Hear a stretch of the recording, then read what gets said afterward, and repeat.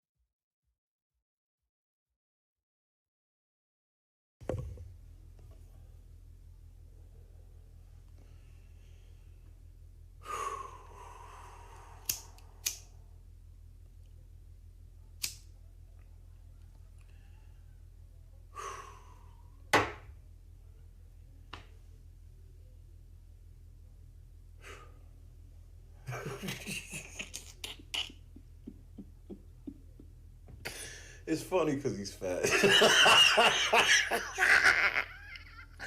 Yeah, bro. I gotta stop the cap. But I like coochie. I don't know why they want to, I get coochies. I mean, I like it. I like coochie. I mean, I do. It's great. Yeah. You can't make this shit up, people. You cannot make this shit up. At this point, I think we should go ahead and just call it. That's it. Thank y'all for tuning in to Just Faded. Out. See y'all next time.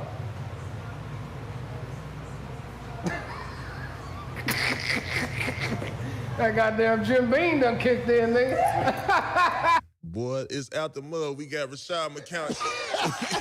Kobe's 81. Kobe's 81. We appreciate Kobe's y'all for 81. tuning in. Out the mud. Zach Randolph, Rashad McCown, Cemetery Lane. We did it. Out the mud. So scared. Stop bouncing me. Yay!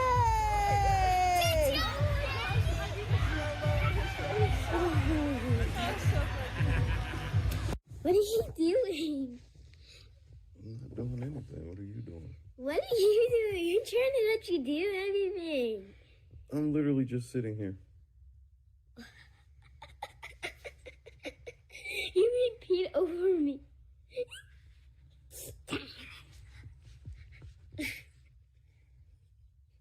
I'm so scared.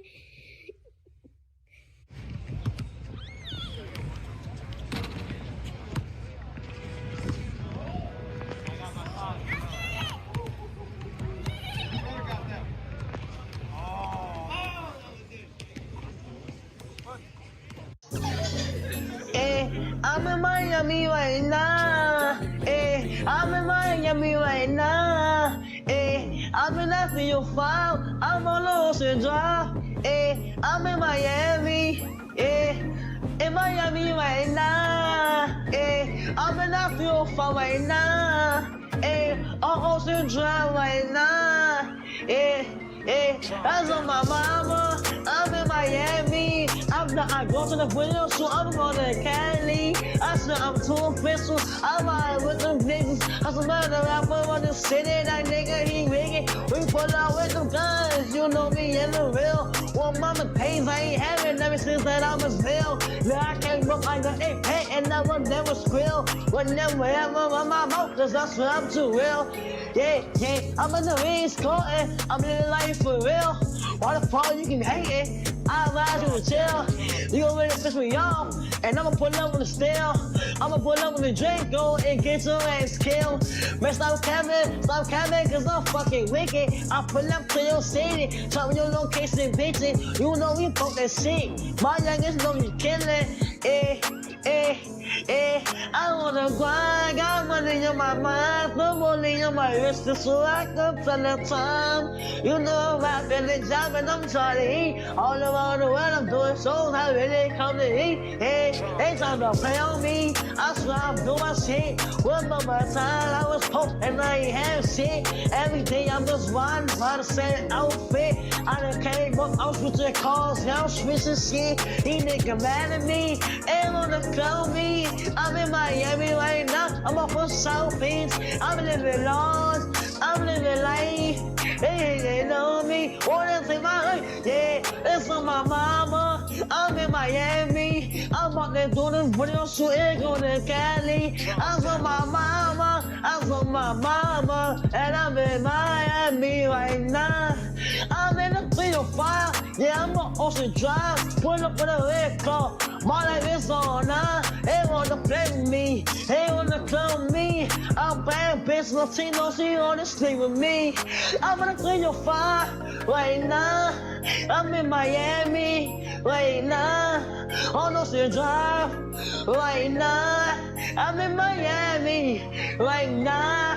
I'm in Miami. I'm in the 305. I'm in Miami. I'm in the 305. I'm in Miami. I'm in the 305. I'm in Miami. I'm made a 305. I'm in Miami right now. Yeah, I'm on Ocean Drive. I'm in Miami right now. Yeah, I'm on Ocean Drive. Yeah, and the front car. That's all look at me. All the niggas in the game, you can't beat me. Cause I'm that nigga from the bottom. No, I will never change. Diamonds on my really, I got diamonds on my chain. I'm in this so no, I swear ain't no game. Yeah, yeah, yeah. In Miami right now. And the 305. Yeah.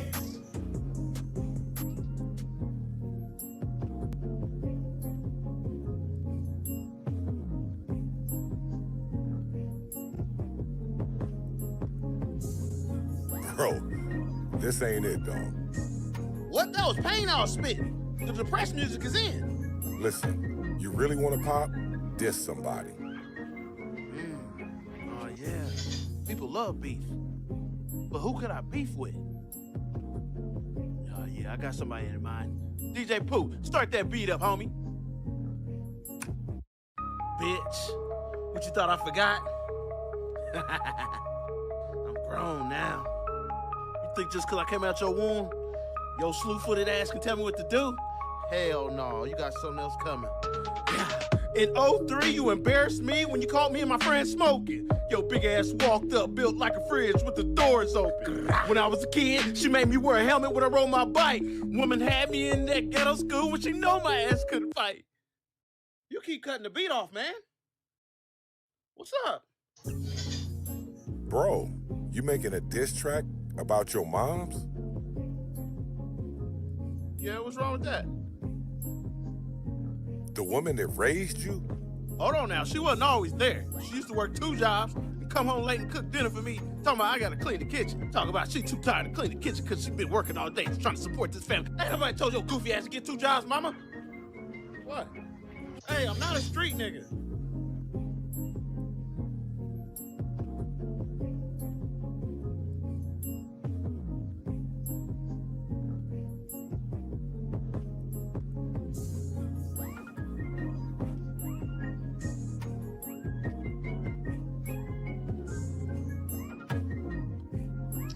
Late night crew.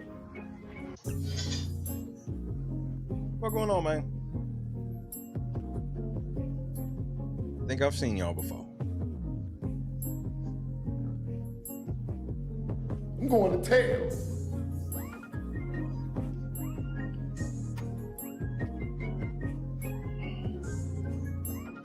Why? I just don't understand why the Knicks are tearing up their own city like this after Game 3. Don't give the NBA a reason to cheat for Wemby.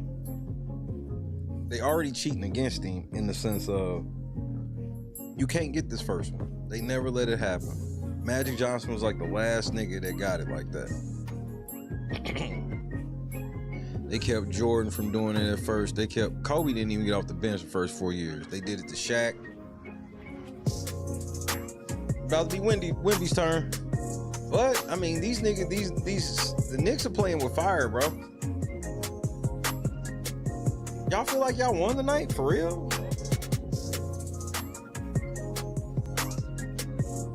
Because there's no way on the flight home, the Spurs are thinking that the Knicks are better than them.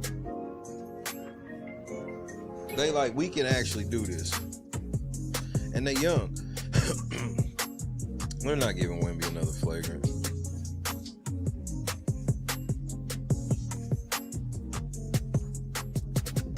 Y'all niggas weak as shit though. This is like the 11th finals in a row. It's just like, I haven't enjoyed the finals since 2022, and I know that's gonna sound biased because of Wardell. But it's like, I'm a Celtics fan. That shit wasn't fun to watch. That shit was like, whatever. It's just been a bunch of whatever basketball. I felt that way last year. It was like, I didn't feel like... The best teams just aren't good to me. I'm waiting for a lot of these niggas to leave. The Devin Bookers, the James Hardens, the Bradley Beals, just all these overrated ass niggas, bro. Ja Morant ain't nothing but a glorified John Wall.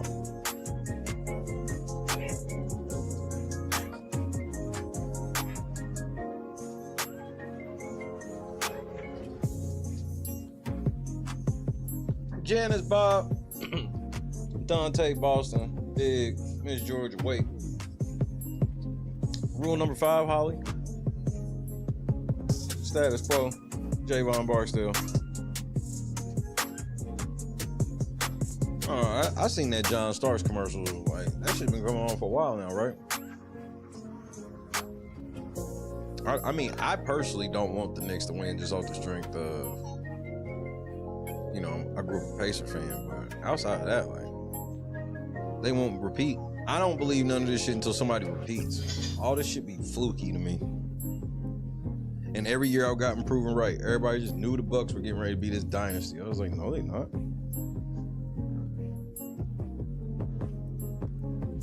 Big was happening.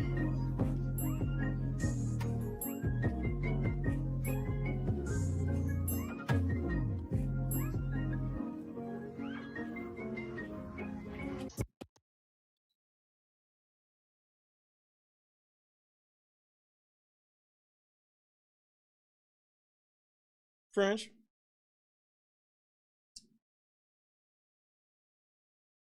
I think I'm doing one video and I'm leaving.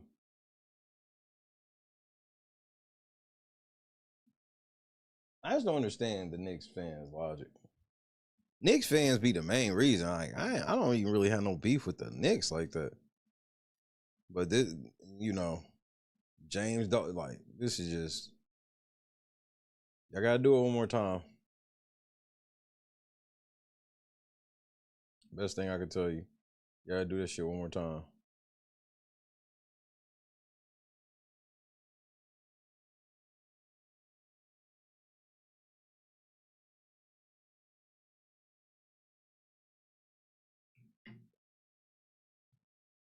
It's the 3-0. That's the part that Knicks fans aren't realizing. They needed to win the other game. Because for some reason, that 3-0 ain't the same as a 3-1. But the one thing that the Knicks, I can say, may have in their favor with the shit is, I guess the question becomes,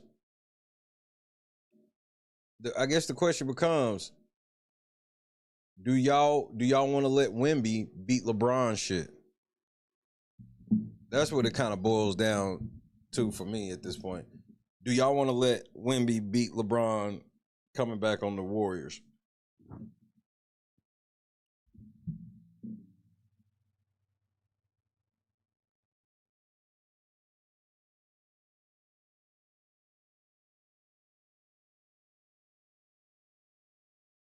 First of all, the problem with the Spurs, I saw tonight. I said this shit, and I say it every time they lose. This should be De'Aaron Fox's fault, bro. He the veteran on the team, and it's like, De'Aaron Fox, you have a 30-point lead, bro. You gotta calm them kids down. But the Spurs are stupid young. Their coach is stupid young. Everybody young. They shouldn't even be there. That's the thing that people gotta understand. These niggas have not figured it out yet, and they're really fucking good. If they figure it out, which Castle is figuring it out, Dillon is figuring it out, and Wemby is Wemby. I just don't understand.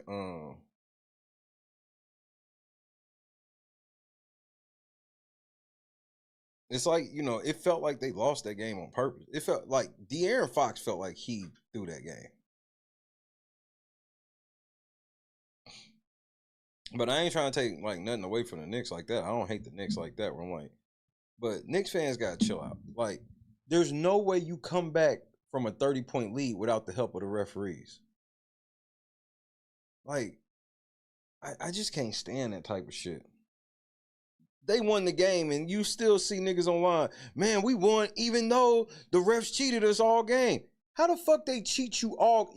These niggas won't. They're literally online trying to convince me that the Knicks came back down 30 against the Spurs and the refs. That's not even a real thing. If the refs were even remotely on the Spurs side with a 30-point lead, y'all would have lost. That's just what it is. So just take your win. Give it to your boys. But Wemby disappeared in the second half, all that shit. But y'all also gotta know it was demon time.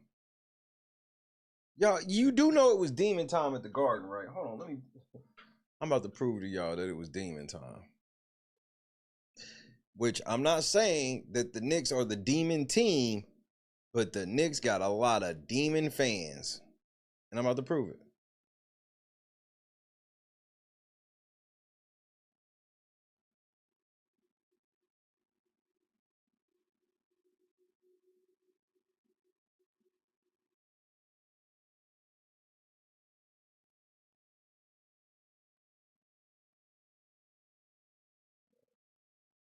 Knicks fans out here using explosives. Nigga, bro, y'all niggas is already on shit, bro. I can't even show what the fuck I'm trying to show because y'all niggas just killing people already. Sheesh.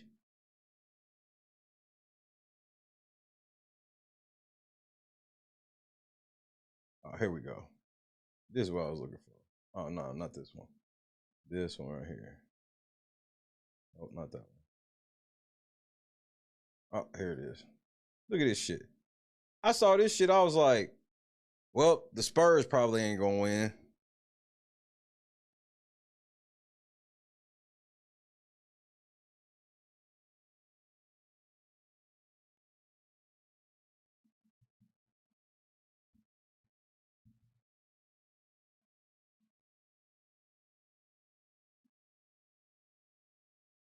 I saw this shit right here. I was like, well, them niggas is gonna lose.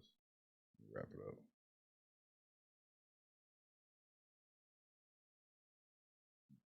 You know what this list is?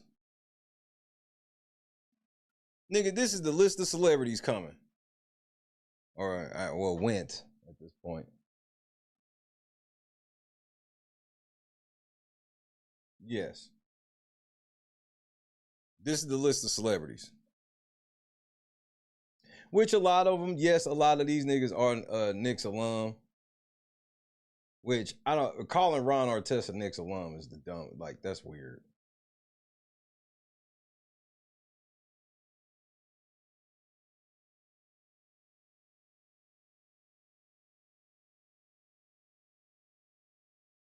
Nigga, Jada Kiss, Liam Neeson, Whoopi, Taylor Swift, Hailey Bieber, Keke Palmer, Aaron Judge, big ass.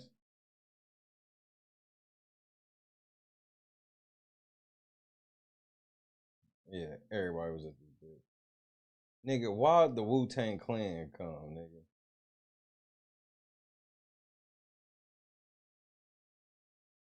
It was like 9 niggas from Wu-Tang Clan. I'm not even fucking joking. You see this, you see right here.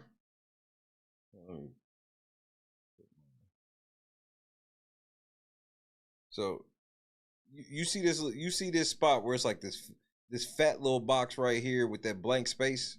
It's a thick blank space. That's fucking Wu-Tang Clan, nigga.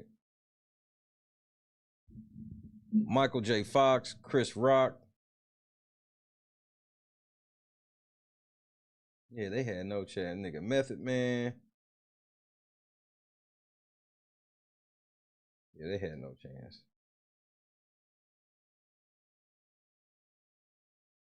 Tracy Morgan, Nas, Ben Stiller,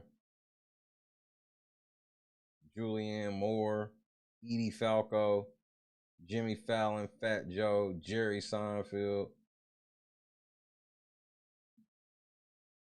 Yeah, they wasn't losing.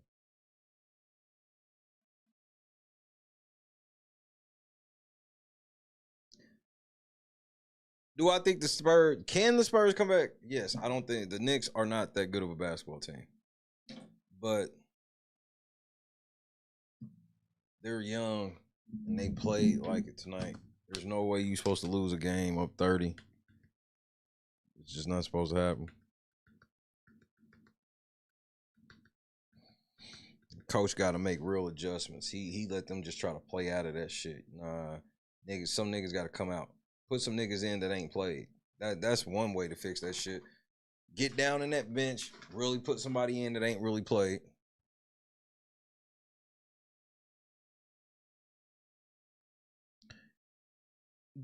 You want to know where one place the Knicks got lucky all over the place. They got lucky with Tyrese Halliburton being out all year.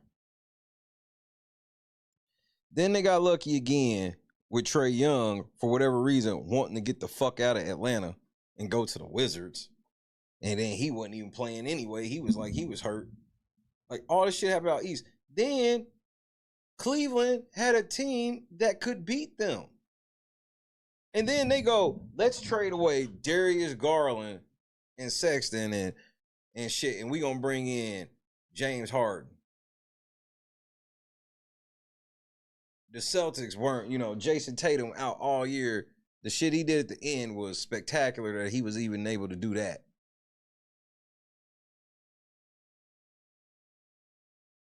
And, the East has just been trash.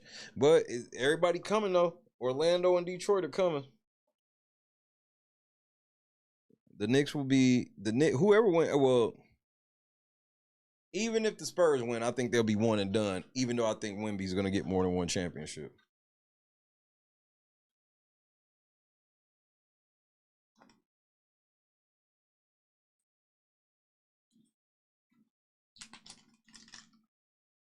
Oh man, I can't believe I've done all the things that I've done today. That's why we'll see how long your boy will be here. Man, let's check this place out, bro, while I roll this blunt. Tactical nuke incoming! Bro.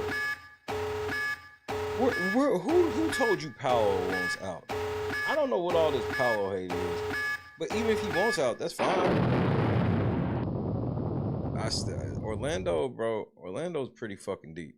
People not realizing this and not respecting. First of all, niggas don't respect Franz anyway. Franz is better than motherfucking Paolo. Just for the record. Franz should be the number one.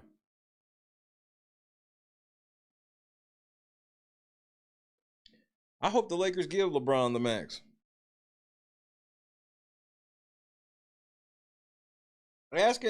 Asking me for the max when I have Bronny James on the same roster. Nigga, I slapped the shit out of that nigga. That's why I couldn't be in the NBA. I'd have been kicked out of the NBA. Because ain't no fucking way I'm sucking LeBron dick and acting like this nigga better than everybody when he ain't. I'm just not doing it. And then you gonna tell me that this nigga gonna come here and we gonna give him how much for what? For what? Nigga, we could take that same $50 million and get Austin Reeves and fucking Luka some real help.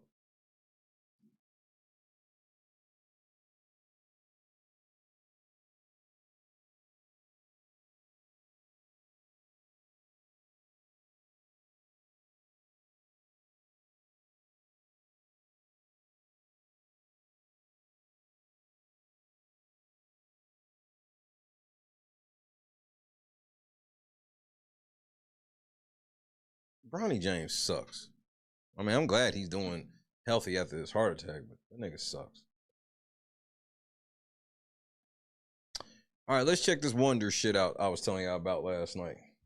What's for dinner? Well, a new dining concept is changing that game. It's called Wonder Food Hall. Wonder Food Hall just opened its newest location in Fishtown, and it's changing the way that we eat. We are checking out Wonder on the Upper West Side. Grand opening of Wonder Food Hall in D.C. 90% of my meals that I'm eating on a daily basis, weekly basis, are AI directed. So I'm not choosing what to eat. AI is telling me what to eat.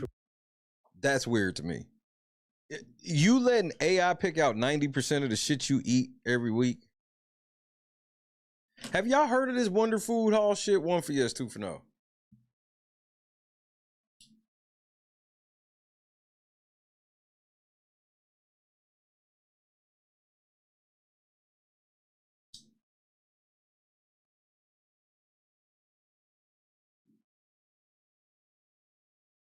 Because I hadn't heard of it until I seen this. And then I didn't even watch it all the way through because I was like, I want to take this to work.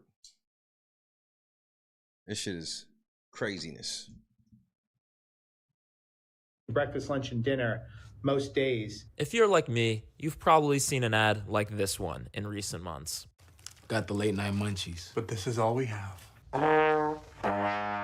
Avoid the sad trombone. Sean Grooms. I've never seen this commercial. You seen the sad trombonist commercials? I've never seen these commercials, bro. Bonus with Wonder. Mix But I and don't match watch dishes TV for no more 20 really plus like that. mouth-watering chef-crafted menus in one order.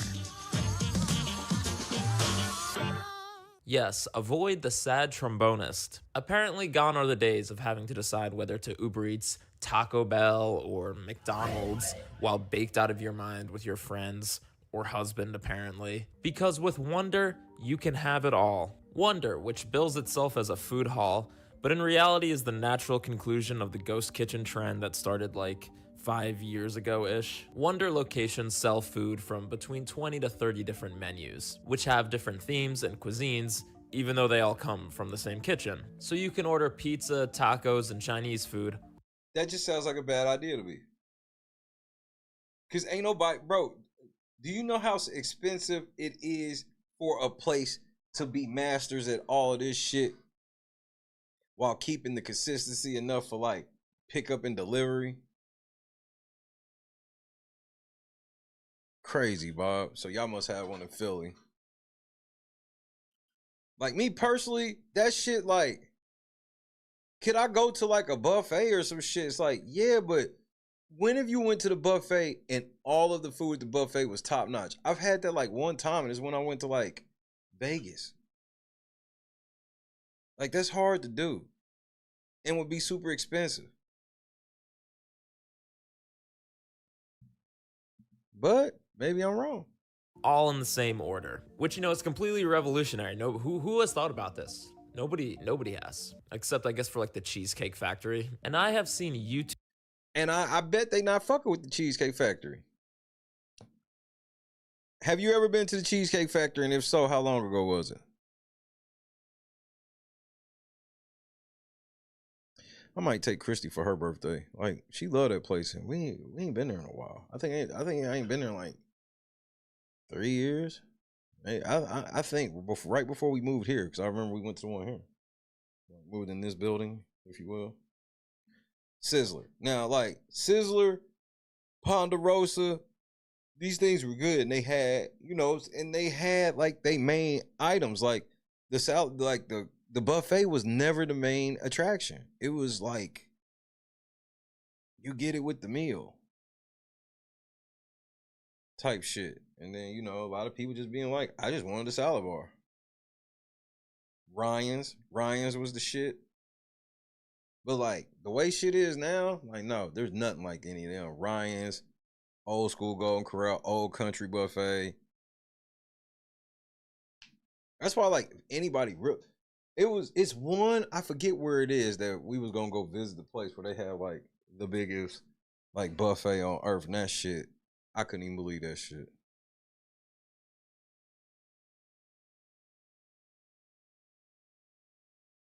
Janice. Oh, Janice. Good. So now you can join in and telling Christy she ain't shit. Come on, we gonna join in. We getting ready to roast Christy. I'm telling her you started. Bro. So when football was like an infant, I'm talking about 4 and under.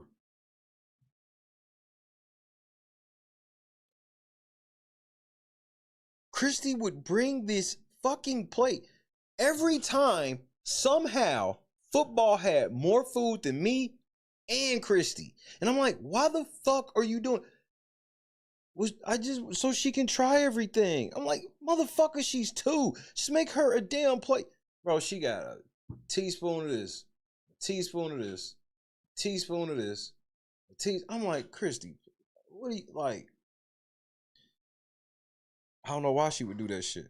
I do not know why she would do that shit. Buffets is not, bro,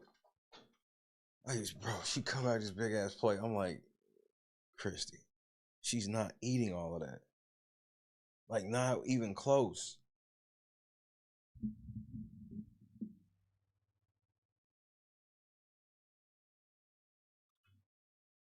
Like this type of shit, like this just shows how much people can't get along anymore. Because this is how they're marketing this. They're marketing this to people who can't get along. So it's like 5 or 6 of y'all at the house. And instead of y'all agreeing on getting a pizza or getting some tacos, y'all got to go to get Wonder so y'all all can get what y'all want. Nigga, y'all weird, bro. We can't just get a pan of barbecue and split it. We can't just get a couple of pieces. Like, we really got to spend all this time, everybody stepping up to the phone and putting their order in, scrolling through all of this shit and then deciding what they want. Like, that's just weird. I can see like a mild pushback where it's like, yeah, I want to get some pizza. Oh man, I was really trying to get blah, blah, blah. Maybe you discussing over a thing or two, but like this level of shit is a bit much. YouTube ads for this thing, Instagram ads, TikTok ads, App Store ads, local news reports. I even got a piece of mail about Wonder. Just an like you talking about like you talking about like the hotel Bob, or or was it a restaurant called Howard Johnson? Almost comical level of advertising, professing the joys of this food hall experience. And of course, sponsored posts are part of that bajillion-dollar advertising budget. This brand new spot in Middletown, New Jersey has completely revolutionized Once I see these type of ads, the answer is no. Online food delivery services. Wonder is a food hall where you can order from a variety of restaurants all in one place. They have pickup, delivery, or you can dine in too. They have over 25 restaurants to choose from. I ordered in person, but you can download the app and get it delivered straight to your house if you want. This completely solves the argument of where are we going to order delivery from? Because I don't know how many times me and my family fought over, are we going to get Chinese food? No. Or pizza? Someone wants Motor Lodge and Restaurant. Interesting. I remember staying at a Howard Johnson when I was a kid. Like a couple times when we went down south. I mean, Hojo's was cool. And it's crazy how they went from being cool and then turned into damn near crack houses before they left Indiana. the burger. With Wonder, you don't have to choose. Good night, and Chad. unlike other delivery services, we got all 6 of these meals for under $85. First of all, I don't believe, bro, you can call me whatever you want. Look at that girl. Do you believe this girl is really about to fuck with this pizza like that?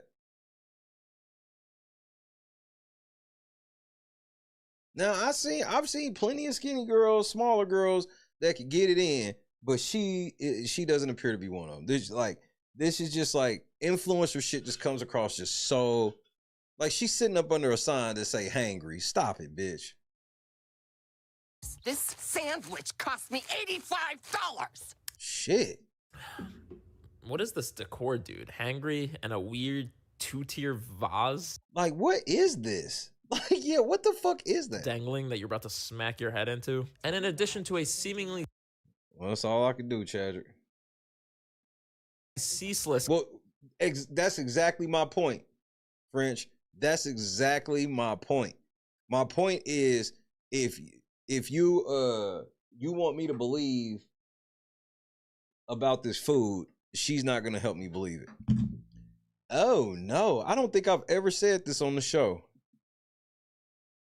Do you know, look at the screen. Do you know what I'm about to say? J-Rock, what's happening? Exactly, Scott. I ain't never seen a chick on this screen who needed a fill this bad on Earth. Look at this shit. You should have did your nails before breaking that cookie open.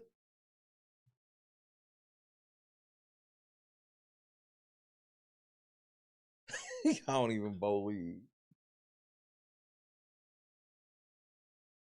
Yeah. And then you got one missing and shit. Like, bro, fix it. Like, you an influencer. Content machine that Wonder has spun up to promote itself. I also can't leave my house without seeing a new one of these things. Like, I swear, at least where I live, every 2 weeks, there's a new one popping. That's crazy. I ain't seen it. Up in, like, what used to be a shuttered bank. or pizza joint. The location closest to me, which also doubles as the Wonder Test Kitchen where they come up with new recipes, literally used to be a Capital One bank. And of course, spiritually, you can still taste the essence of the Capital One bank branch in every Turbo Chef's quesadilla. That's that bullshit. But I'm getting ahead of myself. It's impossible to talk about Wonder Damn, dog. without a brief history lesson. First of all, man, shout out to everybody who was over on the other video. Bro, we gonna be cranking them out. That nigga thought he got off scot-free. On March 6, 2023, famed commentary YouTuber and mustache haver based Eddie Bareback put out an expose on the pandemic-era explosion of ghost kitchens. So, do you know what a ghost kitchen is? 1 for yes, 2 for no.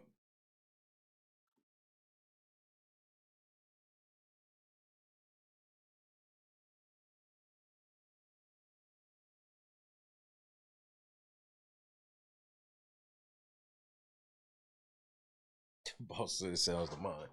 Well, here's a poor man's way of explaining it. You know, like the pizza joints that don't have no sit down, or the fish spot that don't have no sit down.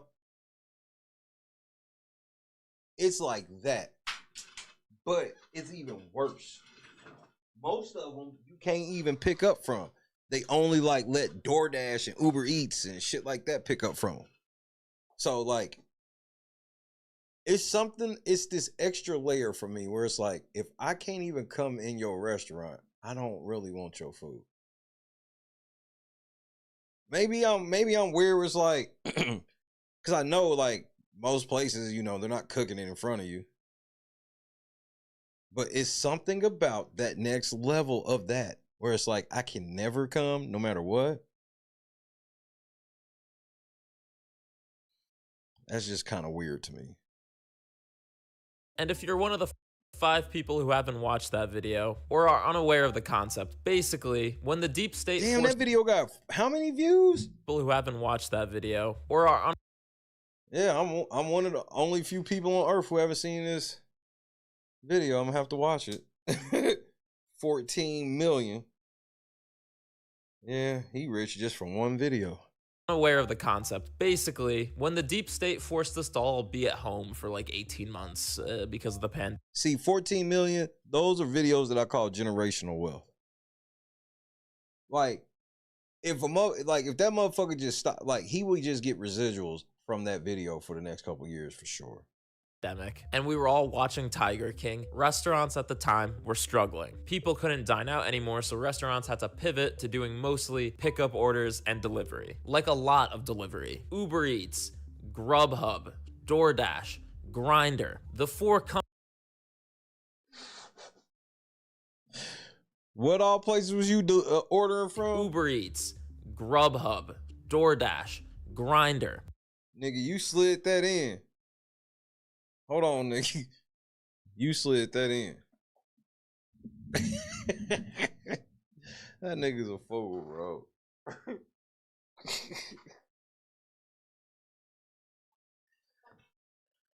I definitely wasn't ordering delivery from Grindr. True, bro. People ask everybody who was like when I was during the pandemic, bro. I was outside. I did all the shopping shit for the family. God kept me. It was in his plan to keep me, because I was outside. And it would be so, I remember like going outside fully, leaving the house fully masked and gloved up. Like, and not necessarily because you want to, it's like basically to get in motherfucking places. Then it was like, then when I come home, I literally got to take all my clothes off in the fucking garage. So I gotta get butt ass naked in the garage to come in the house. So I ain't traipsing shit in. And then I go straight to the shower.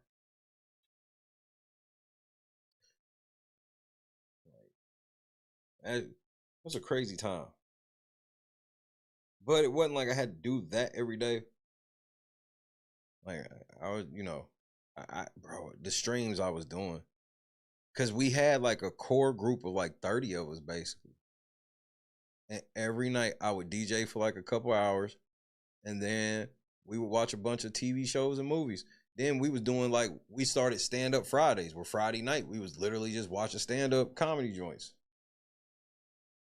And we was doing most of that shit on Twitch, the late night shit on Twitch. All of that shit, Scott. Can't find toilet paper. It was bro. So it got weird more than it should have at points. But that's how niggas do, and that's how the system be doing.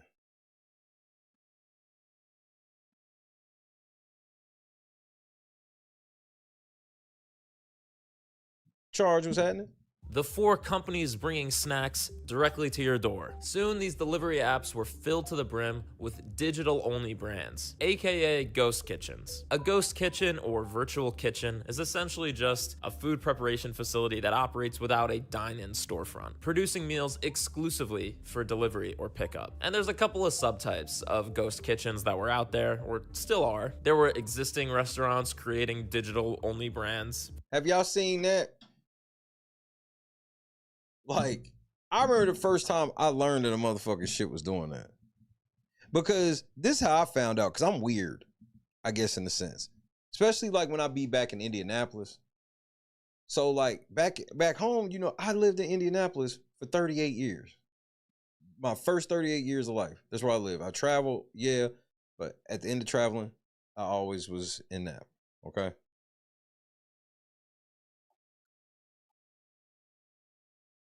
Whenever we would order something and I see a spot and I'm like, where is this spot at? And then you look up the address and you like, wait a minute. The first time I saw this shit was like Hooters. It was like advertised as some burger spot. And it was like, what burger spot is this? And I was like, Christy, this shit is Hooters.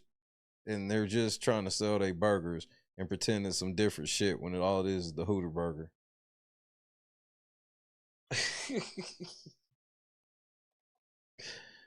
So that's when I learned the original, because the original ghost kitchens was like niggas doing shit like that.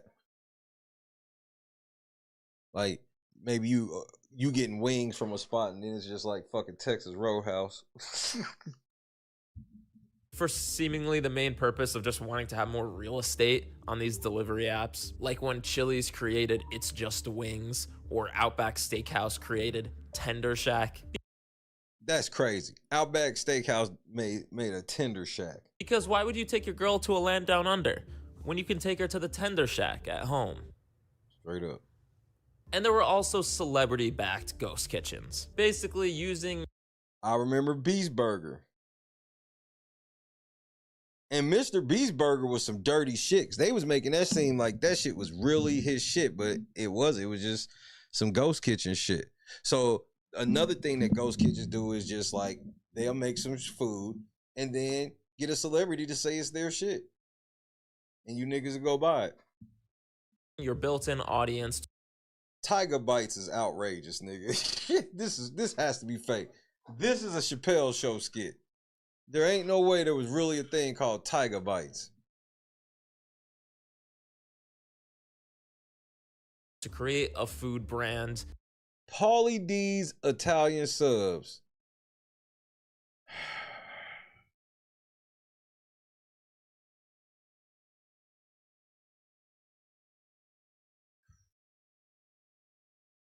I don't even know what to say to that, bro. Nigga, Pauly D Italian Subs, that's just diabolical. And I gotta be honest, it seems just a tad racist. Just a touch.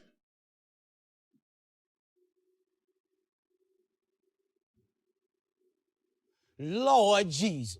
With minimal startup costs, because again, you're using other people's kitchens. And there were like 800 celebrity virtual restaurants that opened in this time. Well, you got a point there, French. Like Tiger Bites, because I simply had to. Like, what is this? So just like some chicken nuggets with 50 different types of sauces and some mini chocolate chip cookies. No, like, you don't look like you know anything about this, nigga. You look like you had a BBL. Have boneless chicken wings, from the rapper Tyga, or most famously Mr. Beast Burger, the virtual fast food concept of I mean, this nigga just has gotten away with just, bro, he get away with everything. Nobody cares. YouTube's own Willy Wonka. And I'm not gonna repeat every critique of ghost kitchens here, just go watch the Eddie Burback video if you want. But the big issues were exactly what you could imagine. Safety, transparency, consistency. A lot of these virtual restaurants were being run by third parties, including sometimes out of trailers or other existing restaurants or central kitchens, and it's hard to maintain quality and safety standards when you're essentially subcontracting out the making of food. You could end up ordering from Beast Burger, but it's really just coming from God knows where, and they don't even bother to put it in like special Mr. Beast packaging, or worse, they completely undercook the burger. And it's hard to know who's accountable in that situation. Is it Mr. Beast or the That's just fucking gross. food truck that's also running 70 other brands out of the back? What's that say? It says freshly baked. $3, freshly baked chocolate chip cookie. Okay. Chocolate chip cookie. You see that cookie? What the f?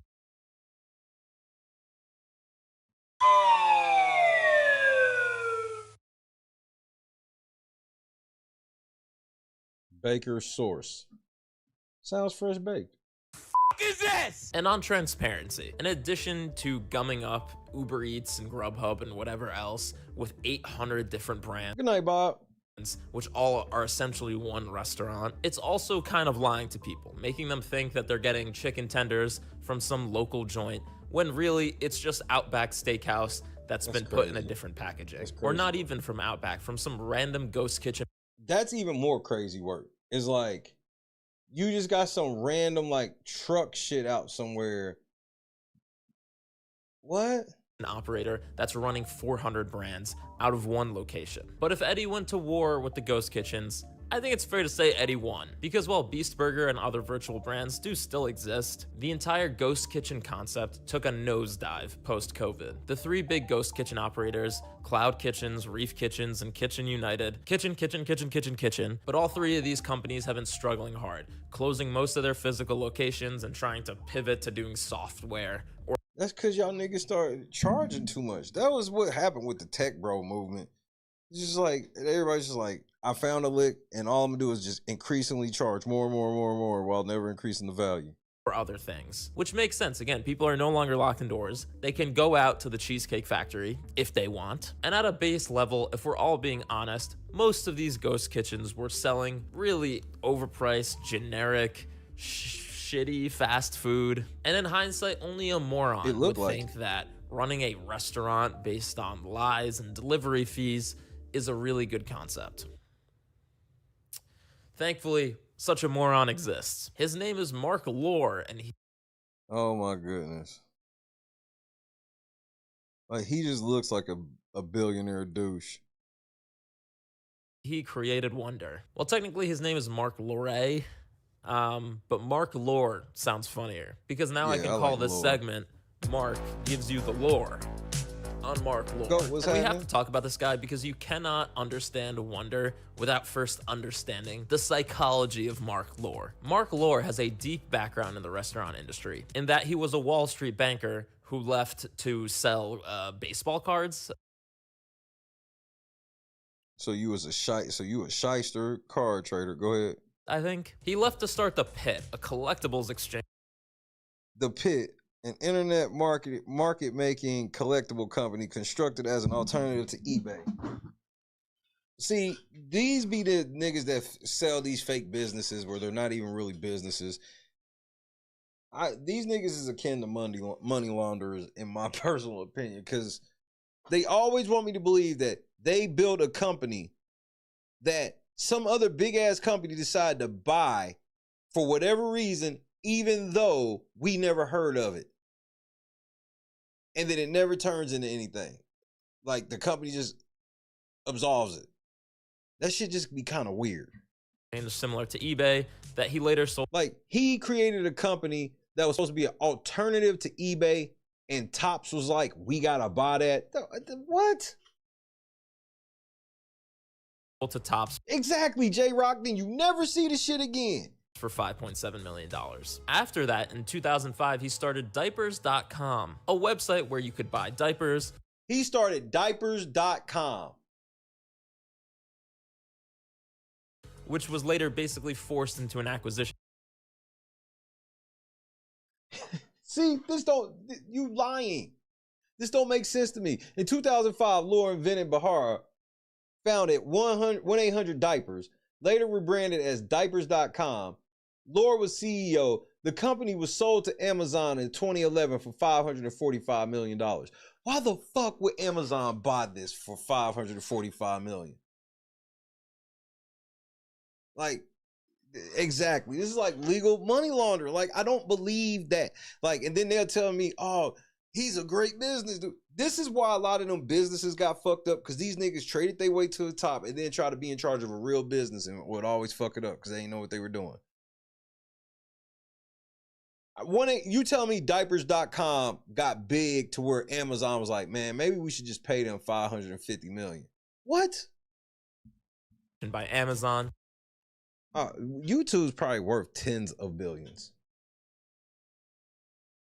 I would say YouTube's probably worth close to 20 B's. For sure. Especially the way I know things are working on the back end and how they do. For sure. Because let me give you an example of what I mean. So here's how fucked up and arbitrary the shit is, and they have to do it sneaky because if they ever got found out, but it's clear what they do. I'll give you a real example of how YouTube be fucking stealing money, in my opinion. So the money we get from ads comes from AdSense. Yes, it's Google, but it's a different company. It's not the same as YouTube, right? They pay, so let's say they pay us $1. I get 55 cents, YouTube get 40 cents. Well, when they say I can't have an ad, can't get none of the ad money. So let's say like y'all watching it now, y'all have ads or whatever. Then tomorrow they decide, we realize that your video can't have ads on it. There's people that will still see ads on the video. So where does that money go? So they take 40 cents out of the dollar, but they can do some shit and then they just take the whole dollar. Because there's nothing where they say, oh, your money goes into like this pot or it goes back to the advertiser. No. You just don't get the money. They still get it. And if I bought ad, because I can buy ad space on YouTube and promote videos or whatever the fuck I want to promote, just like everybody else. Let's say I do it.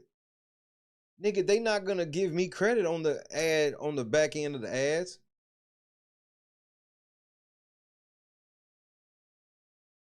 They're not gonna turn around and tell me, well, this nigga's video had the ads restricted and we not gonna put ads on that video. They're not going to turn around and tell me then I get some new placement over here to somebody who, nope. So they fucking people on all sides. All sides. They double, triple dipping like a motherfucker. That's why my number one goal is to just get on my platform. Like, get on my own website, lnc.com, whatever the fuck, you know what I mean? Like, selling for $585 million. And yeah, that's a big reason why a lot of motherfuckers moving to Patreon. And just because, like, yeah, you guys split the money with Patreon, but they gonna let you fucking do what you do and stay the fuck out of your business and let you just be with your people. And then it's easier to keep trolls out because trolls don't really want to really just pay to be a part of something unless it gets super huge.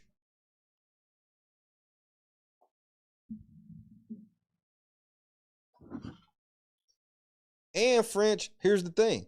I already showed people the stats when I was first like building the lawsuit and stuff. I showed everybody 99% of the copyright claims that YouTube makes on videos don't even get contested.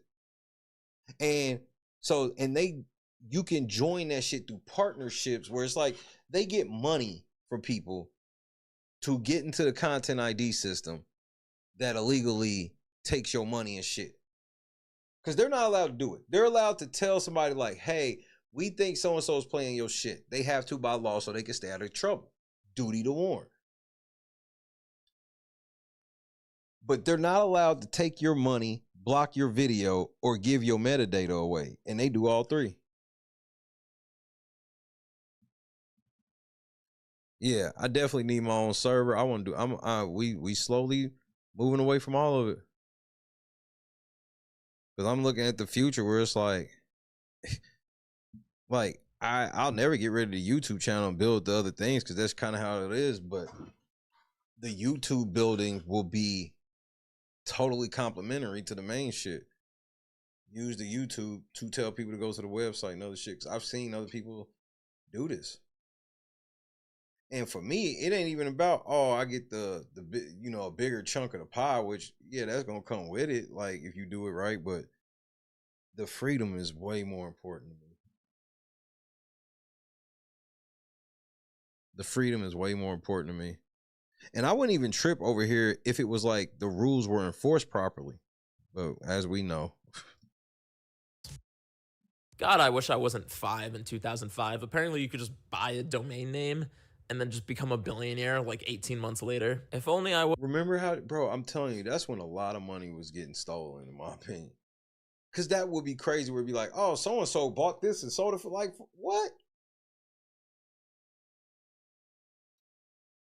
Wasn't so busy playing Super Smash Bros. And if it worked once, it'll probably work twice. So Luray decided to make a second crack at creating another Amazon, this time Jet.com, which opened in 2014. Jet.com.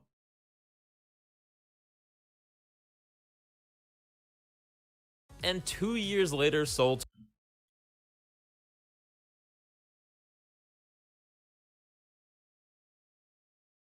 Walmart bought his shit for $3 billion.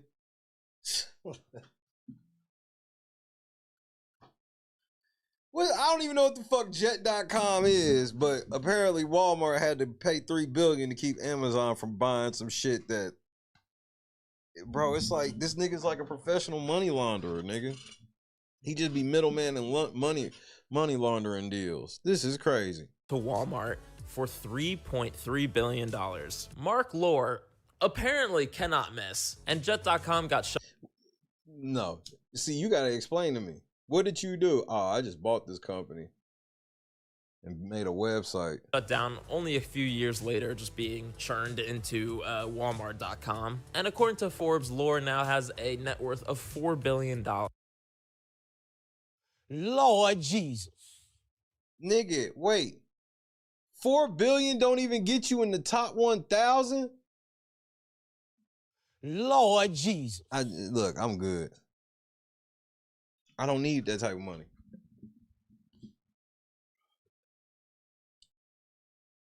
Bro, it's hard to keep that type. It's hard to build that type of money unless you have to be stingy and greedy. That's the only way. $4 billion don't even get you in the top 1,000 richest people.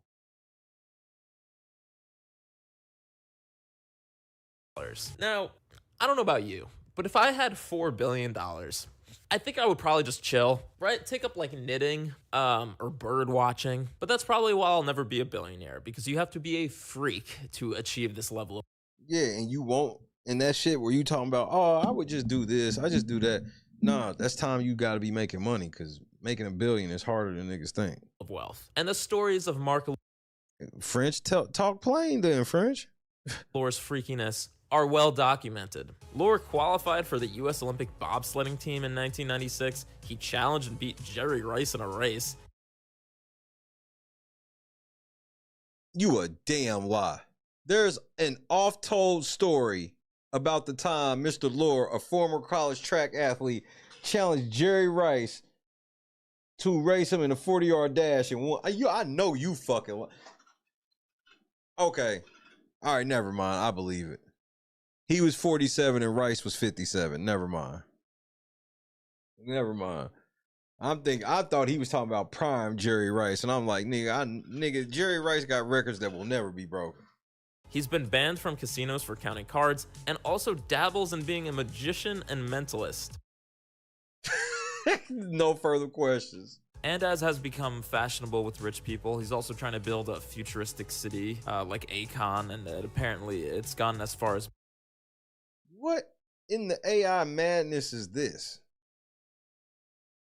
Like, I can understand having a compound, but like really trying to make a city, that doesn't excite me. I'd rather just a compound.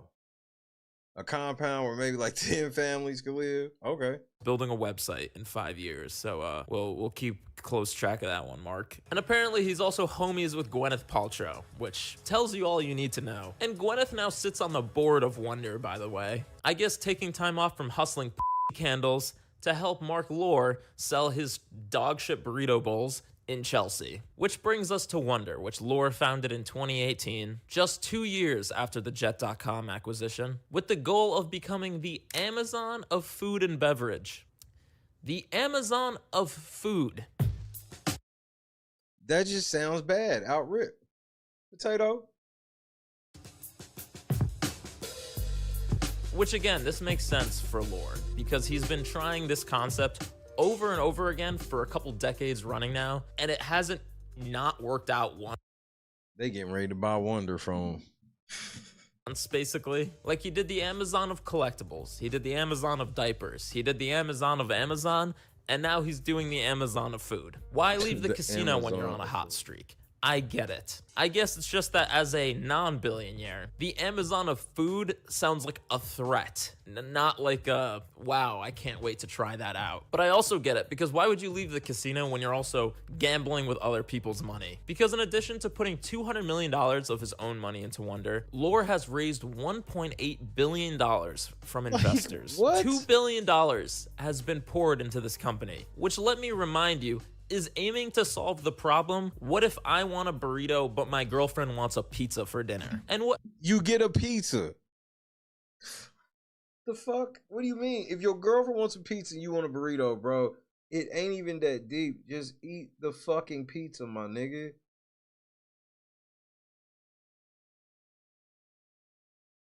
Now, it's got to be one of them rare occasions. You know, like sometimes when your girl wants some shit you don't want, so that's when you pick some shit you know she don't want. Absolutely, Potato. Transitioning. I'm keeping my dick though. What has Mark done with all this money besides the 8 billion ads we saw? Well, most obviously he's opened up a shit ton of Wonder locations. Man, I wonder how, look, side note, I wonder how long it's gonna take me to get canceled in Big Brother this year. Will I at least make it to the first eviction? Over 100, mostly concentrated in the Northeast United States, with plans for 1,000 total locations by 2029. You allergic to bread, cheese, and pepperoni? What in the actual fuck? Wonder also acquired Grubhub for $650 million, and they also bought out Blue Apron, which is a meal kit delivery service. So finally he bought something. So he bought Blue Apron. At least I heard of Blue Apron. Have you heard of Blue Apron? 1 for yes, 2 for no. At least I've heard of Blue Apron. These other shits I ain't heard of. Now, buying Grubhub makes sense if you're like 5'7", talk to these motherfuckers. Trying to become the Amazon of food. You need an app where people can buy that food, like Amazon. But Blue Apron didn't immediately make sense to me until... You know what makes me buy some more groceries than more than marketing? Recipe.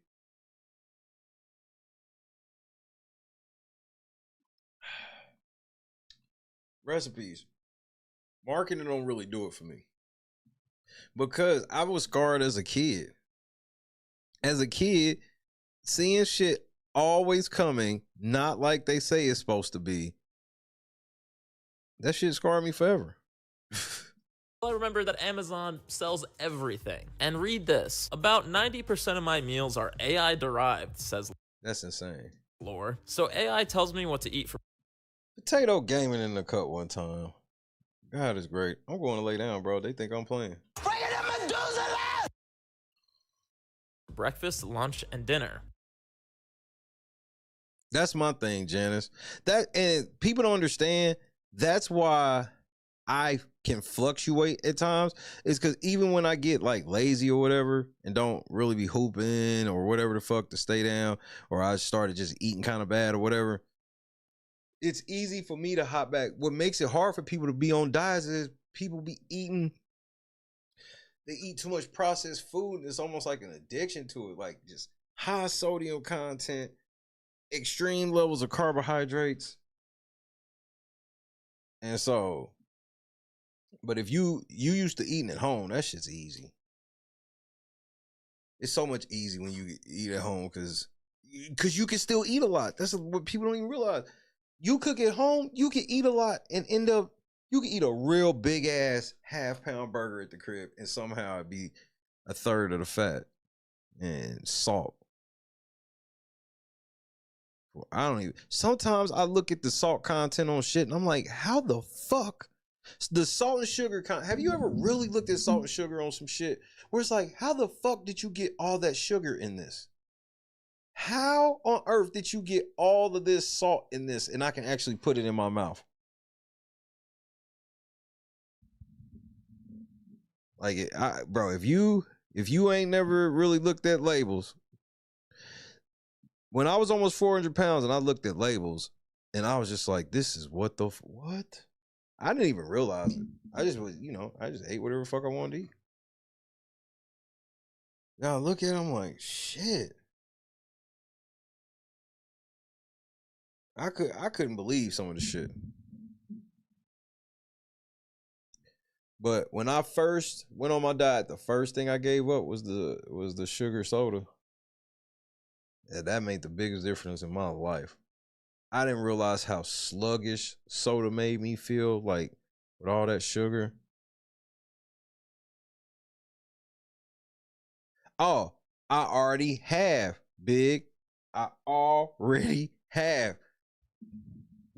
Because that's exactly what it'll be on. Like, I grew up on the tail end of learning about the importance of like planting and gardening and shit like that. So I definitely want to keep that shit alive in our family tree. Like, nigga, grow you some fucking fruits, vegetables, and reefer.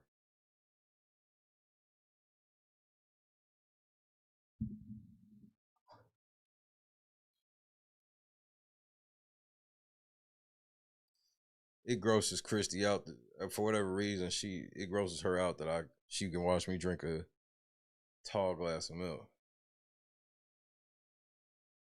Bro, I used to throw milk back, nigga. You know what made me stop drinking milk like I used to? So I'm talking about since a kid, I was run through milk. I drank milk more than I drank water, but I drank milk more than anything. Nigga, when I was with Christy. How old was I? I was probably like 25.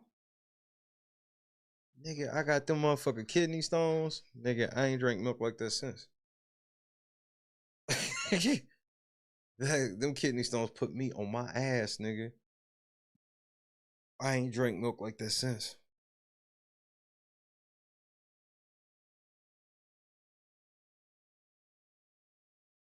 I feel you on the nuts without all that salt.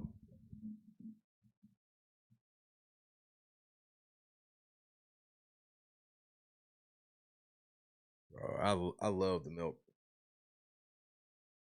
I went from that type of shit to this nigga sitting here talking about he eats 90% meals programmed by AI. Like, it's 2026, man.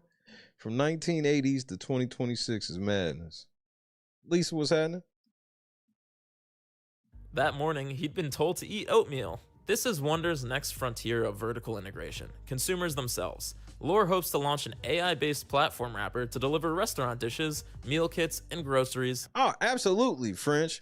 So, like, and that's my thing, is like, I'd rather have, like, and you shouldn't have a lot of the artificial shit either. Like you just said, and it's like, yeah, the sugar and shit is like, I'm not even really a sweets person. And then, like, when I cook, I don't have to use a lot of salt, but it's like, compared to what it is, like the salt you would use at home, the sugar you would use at home, you know, it ain't shit compared to if you got it out somewhere. And it's crazy. I just don't understand it. It's like the cheaper shit is, the more packed it is with bullshit.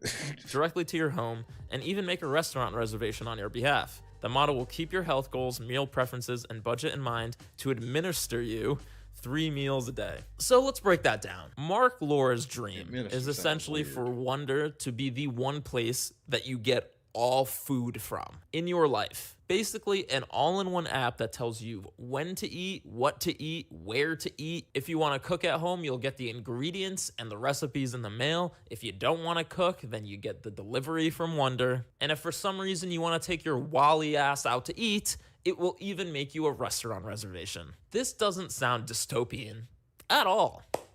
I'm actually really looking forward to all of my meals being dictated by Lore GPT. But we can unpack this later. For now, let's take a closer look at the food. Excuse me, the food. Because this is what really matters here. If the food tastes good, all other sins can frankly be forgiven. But unfortunately, I have to report, Mark Lore's affinity to AI continues on to whatever his kitchens are pumping out. Because Wonder's kitchens are not kitchens at all. They are rooms where food is heated or reheated. I use salt substitute a lot too. But a lot of times I just won't use salt at all, or I just use Redmond's real salt. Using proprietary electric cooking technology, aka a fucking microwave. In most cases, the artificial sweetener,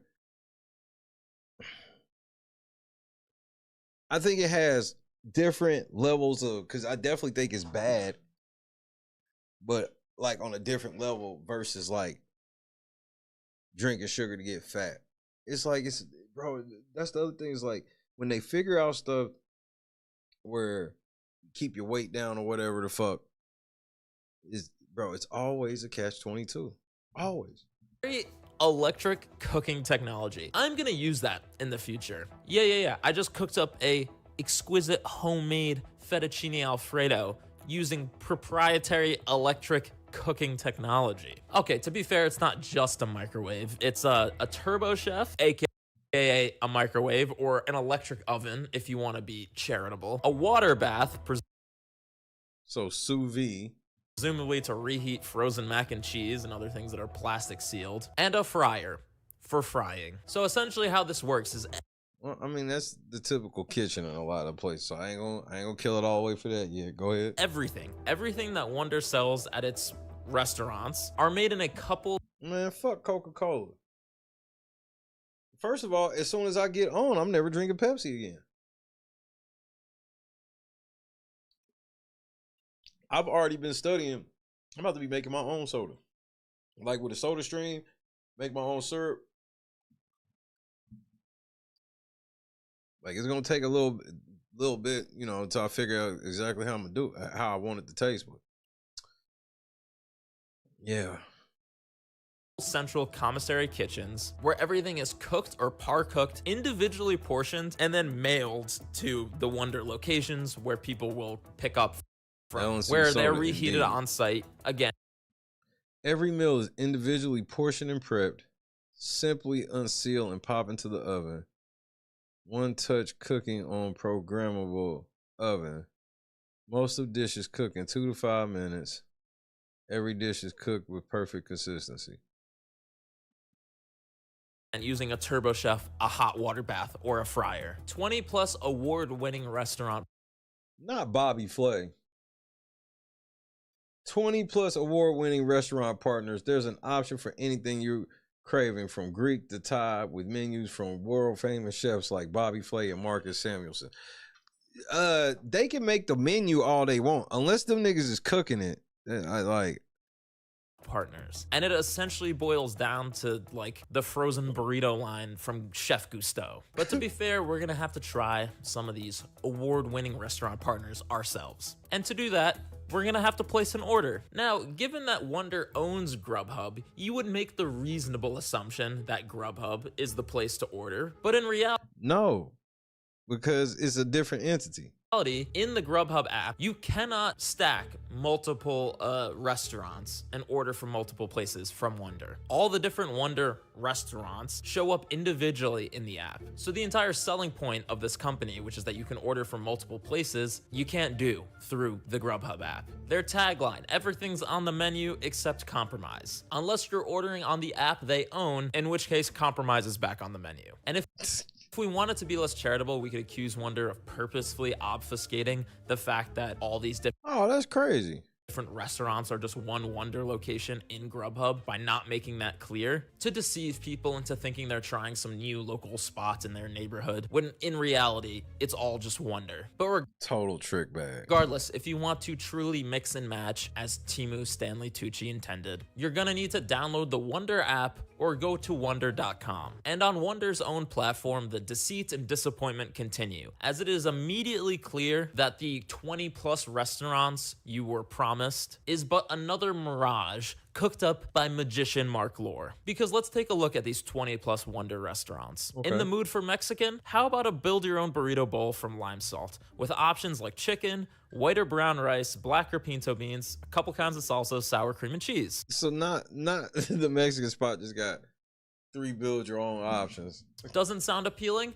Don't worry, they have another Mexican concept. How about LD's Mexican Bowls, where you can instead get a build your own rice bowl with options like chicken, white or brown rice, just black beans, no pinto beans are canceled, choice of salsa, sour cream, and cheese. You get the point. How about a burger? At Burger Baby, a burger a day keeps the doctor away. And look at that, Burger Baby double cheeseburger, which looks suspiciously like Fred's burger stack from Fred's Meat and Bread. The only difference I can tell is that one has burger sauce and the other has mayo. And it doesn't end. I mean, here's a picture of M's chicken tenders from Street Bird, or the Brick chicken tenders. Nigga, what? From Detroit Brick. So the 23 restaurants available at my local Wonder is bullshit. In reality, it's closer to probably 10 main themes. Probably even less, honestly, like Chinese, Italian, American, and generic health food cover like basically everything. Which again, it makes sense because this is not a food hall. These are not individual restaurants owned by different people or created by different people. This is literally just a supermarket freezer section thawing facility. But I digress. It's time to place an order and go give this slop a try. I mean, these celebrity chef curated recipes a try. Well, I don't know about you guys, but I am hyped. So hyped, in fact, that I'm forgetting already that I paid $74 for 3 menu items. But that's neither here nor there. There was also an optional $3 fast pass, like we're in Disneyland, if you want to get your food 3 minutes quicker. What?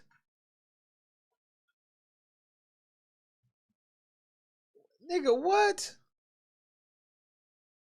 But that's fine. It's fine. We're going with the economy option today, and I am excited. Wonder. Finally, after turning a corner, I saw it with my very own eyes. Wonder. Wow. You know she was picking up shit for Jed. My very own. You telling me she wasn't picking up shit for Jed? One. Yeah, that's definitely a Buffarilla pickup. Wow. Are you gonna eat that? Yes, you are. Sounds like a threat.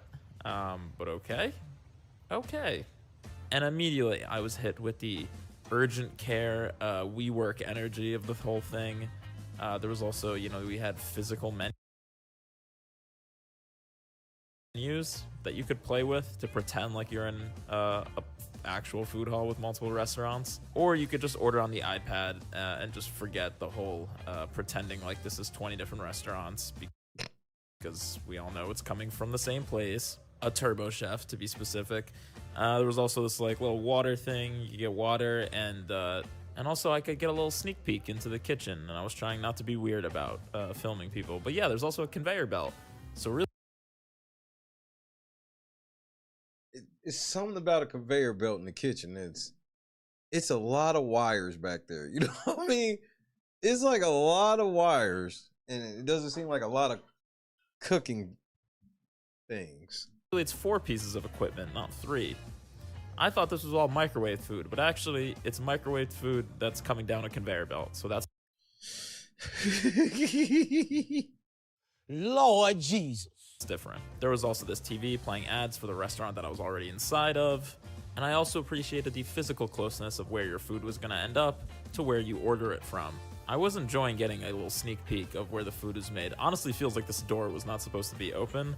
But yeah, it was definitely a couple stations, conveyor belts, where things are made. Also, other people walked in while I was there, other victims, as you might say. There was also this white lady on the TV. Not this white lady. Who was telling you that you should get french fries from one restaurant and put it in the shawarma sandwich from another, as if you haven't been able to get french fries in your shawarma in every shawarma joint.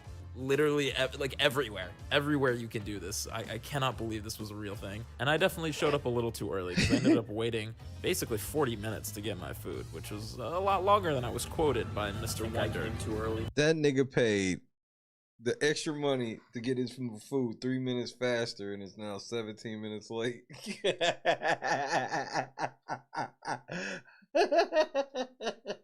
Gotcha, bitch. I'm wondering how much time is left on my food. In any event, I enjoyed the spiritually AI-generated artwork of all the different restaurants, which again are not restaurants, they're just different stations. Chefy salads and green bowls. And another thing I noticed was they also have like the actual delivery drivers seal their own bags, like the anti-tampering stickers, which is crazy. What? Oh, hell no. So if you have a phobia of an Uber Eats driver tampering with your food, definitely don't order from here, I would say. Bag secured. Bag secured. But yeah, after waiting way too long, I got my food and started walking down an empty street, so that way no one had to see the Wonder bag I was carrying. Okay. Wonder. So, lots to be excited here, folks. I am mic'd up and ready to go. And low-key, so first of all, ordering on the app, it worked. $74 for 3 items, which I will describe to you.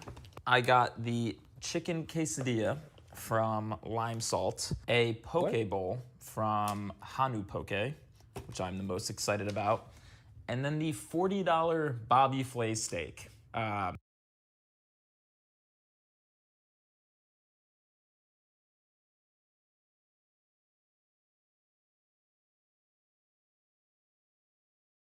know you fucking lying.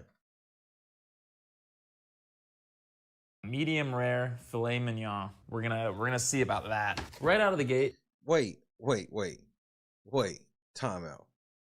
You gonna tell me $40? Medium rare filet mignon. And you gonna tell me the steak sauce is sold out?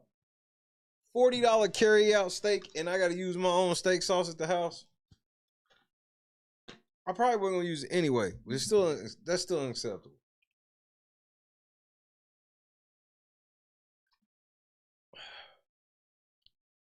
We're gonna see about that. Right out of the gate, no utensils, which is on me. I think $40 there was like 1 or 2 that you could pull from at the station where delivery drivers have to sticker their own anti-tampering sticker to the food, which is crazy. So first of all, fork and knife. But yeah, it was busier in there than I thought it would be, for sure. People were coming and going. From me ordering to me getting the food was 40 minutes. So if I got it delivered, that would have been like an hour, probably. So far from Wonder's 22 minutes or under target. But anyway, I'm sweating, I'm starving. Let's take a look here. So the lime salt quesadilla in question, the fries that go with the Bobby Flay steak, and this discus.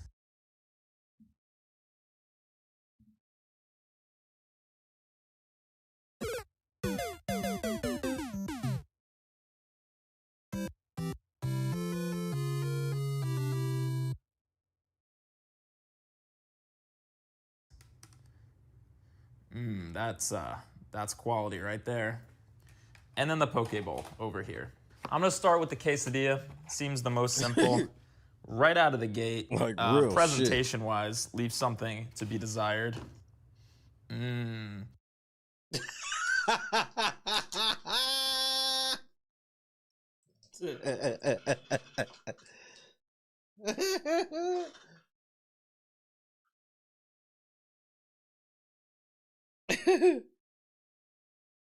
Oh boy.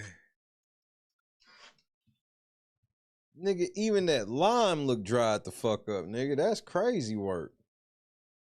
And I don't know if it shows up on camera, but this lime has seen better days.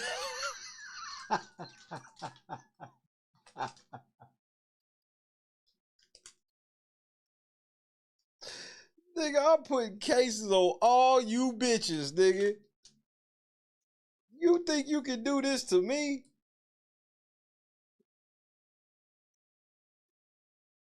You motherfuckers will be playing basketball in Pelican Bay. Ain't no motherfucking way, bro. Just when I thought I'd have seen it all. Wow, dude, look, I mean, come on, bro. They didn't even, it is like soggy already, which is crazy because I got it myself as quickly as possible. Yeah, but you sat there and talked for like 10 minutes, bro. It's fine. It's soggy. Doesn't taste too flavorful. I mean, I can taste the peppers. Nothing really else going on here. Just like floppy. And I think again, this goes back to the problem with it not having a Nigga, your shit ain't even done, bro. They forgot to toast this quesadilla, nigga. They just put his quesadilla together, got a pizza roller, nigga. Yeah, that piece right there don't even look done, my guy. griddle or any cooking equipment, because I'm assuming they just essentially took a tortilla, put cheese, chicken, and peppers in there, and threw it in the Turbo Chef, because there's no like oil, no sear on the outside. It's just a floppy tortilla.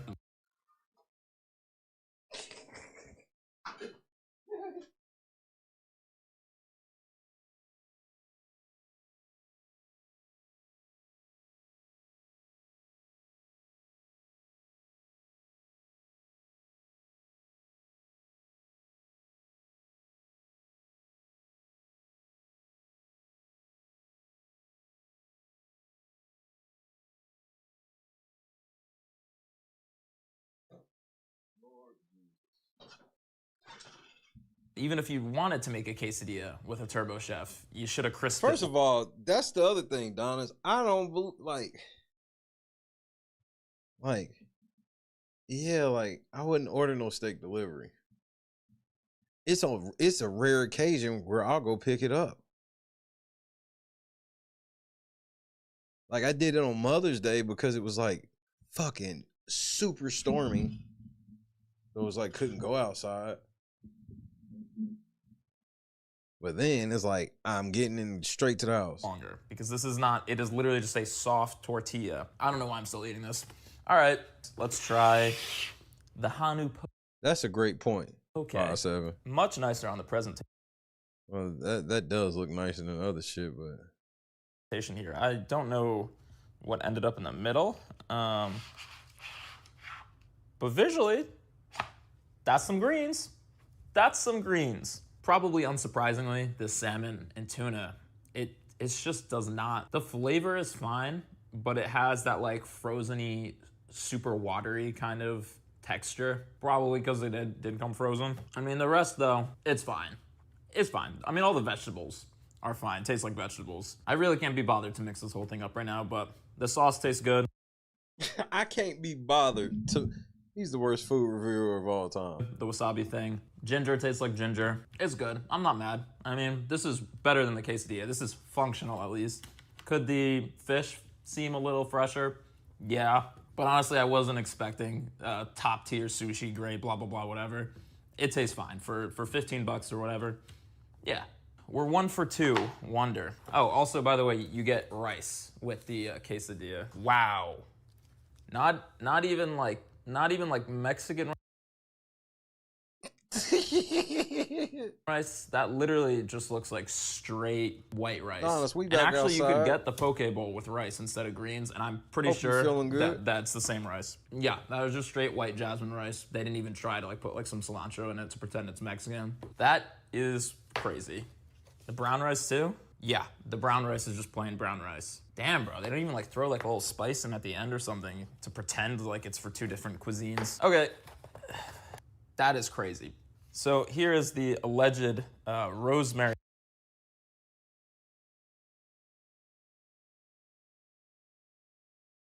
fries in the Bobby Flay steak container. Just oil going all the way through. That's crazy. And it does not even look rosemary-y. That's not rosemary. Maybe like the slightest hint of rosemary. They just taste like fries to me. They don't even taste salty. That's actually crazy. The poke bowl is better than the fries. How do you f up French fries? Getting them to go. Like, they taste old, and I don't even know how that's possible. Whatever. $40 steak. Let's see. Now, I have to say, this Prison 10 certainly excites, as does the, I don't even, is this plastic, dude? This doesn't even feel real. Okay, just throw that over there. Throwing that away, look at that. I'm excited. I want to know. I have no idea. They offer rare, medium rare, like different well-doneness, but they also don't have a place to sear a steak. So do they pre-sear the steaks and then you cook them in the Turbo Chef to doneness? I honestly don't know. I have no idea how you would do this with plastic cutlery, by the way. I mean, I went medium rare. That looks like it's still fucking mooing to me. But okay.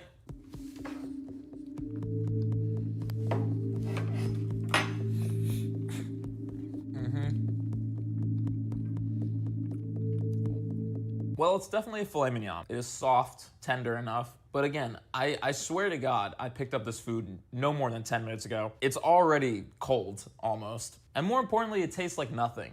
Like, It tastes like nothing.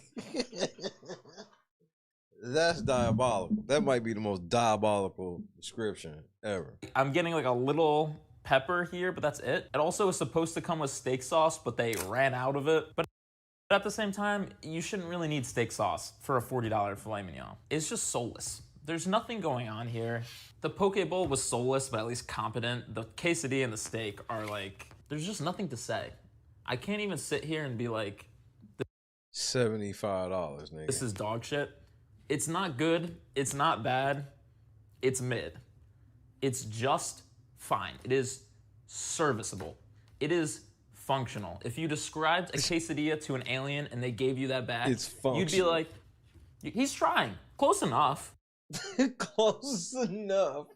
Close enough. But is it good? No. Tracy was Again, I get it. I was in the Wonder place and there was a doctor coming in. If you're like trying to just outsource completely Insanity. having to choose between different cuisines, like if even that decision of like, where do I get pickup on a Wednesday night is too much, and you're just trying to make that decision when you get there and not have to like pick which physical place you go to, sure. But is that like a huge quantity of people? Because for $73, the lack of flavor, of spice, of anything here.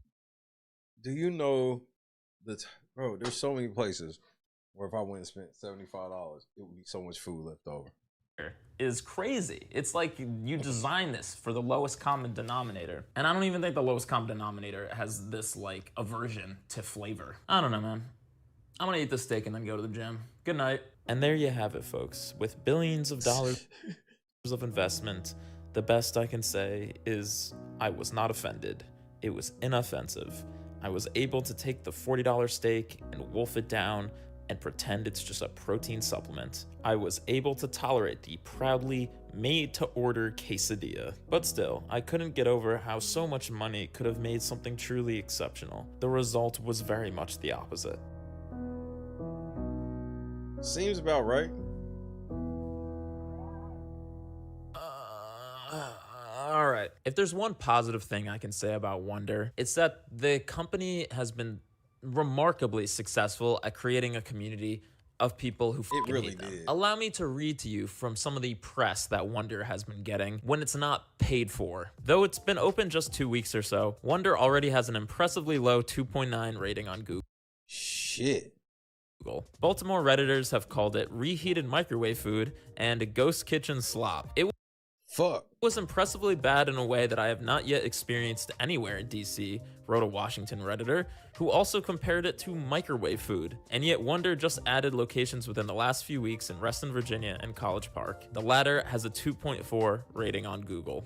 Like, that's a low-ass rating, bro.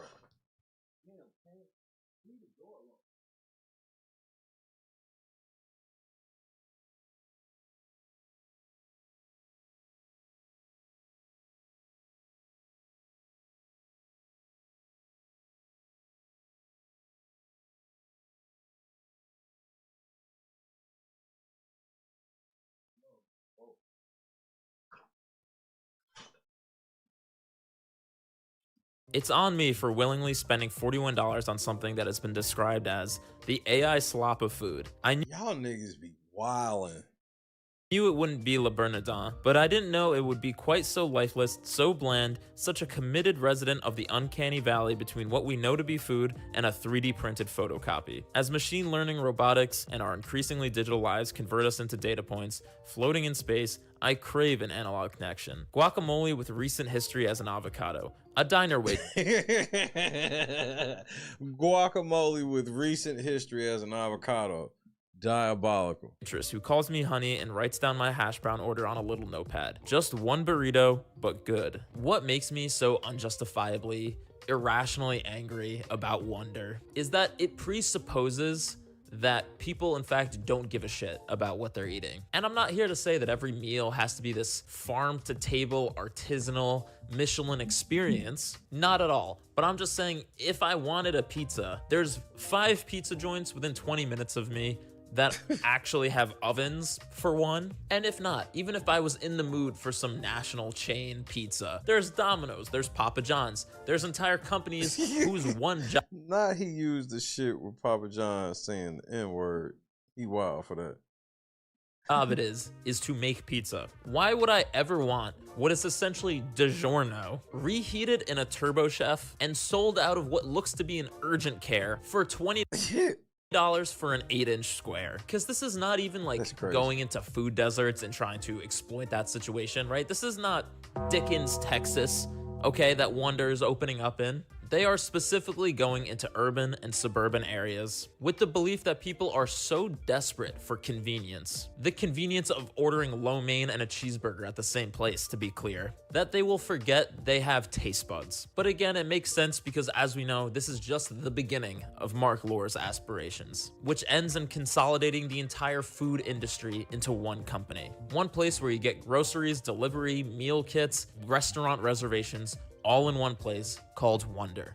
And understanding that, it makes sense why they're putting 800 of these places in cities and in suburban areas, because that's where the target market would be for this all-in-one Amazon experience of food. The problem is, the thing that I'm wondering about Wonder, though, is what kind of 3005 psychedelics do you have to be smoking to ever think that this will work? Like, the problem with selling efficiency and optimization is that there has to be an upside to that efficiency. What is the upside of optimizing chicken tenders? I already have a billion chicken tender options readily available to me with basically no friction whatsoever. Pretty much. So who is this for? And I have no doubt that Wonder has fans, because right, for you to like do some shit like you gonna have chicken tenders, then like you gonna have to be cold. Like that's the part that's weird, is like you trying to compete with niggas like making pizza and shit like that, and you suck at it.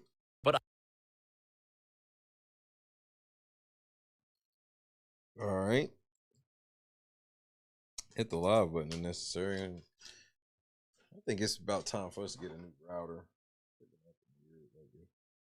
I don't care about that. A lot of people are stupid, okay? What can I say? And the fact that you can get people to order from this place when you're sinking probably hundreds of millions of dollars into advertising and offering 50% off your first 2 orders and whatever other promotions just to get people in the door, it's not impressive, the fact that you were able to get people to come in. I myself wandered into one 8 months ago out of morbid curiosity. And then all these but low the more ratings, I he gonna sell learned, it the to more my somebody for stomach billions. churned. This whole tagline of everything is on the menu except compromise, but the food is the compromise. It's every ethnicity of mid, but it's still mid. If me and a friend are caught between doing Italian or going to a steakhouse for dinner, why would we ever choose a mid steak and mid pasta rather than just deciding, hey, let's do a 9 out of 10 Italian spot or a 9 out of 10 steakhouse tonight, and we'll do the opposite next time around? Who would actually consciously choose you mean the like most people overpriced do? freezer version of what they're in the mood for right now versus just going for the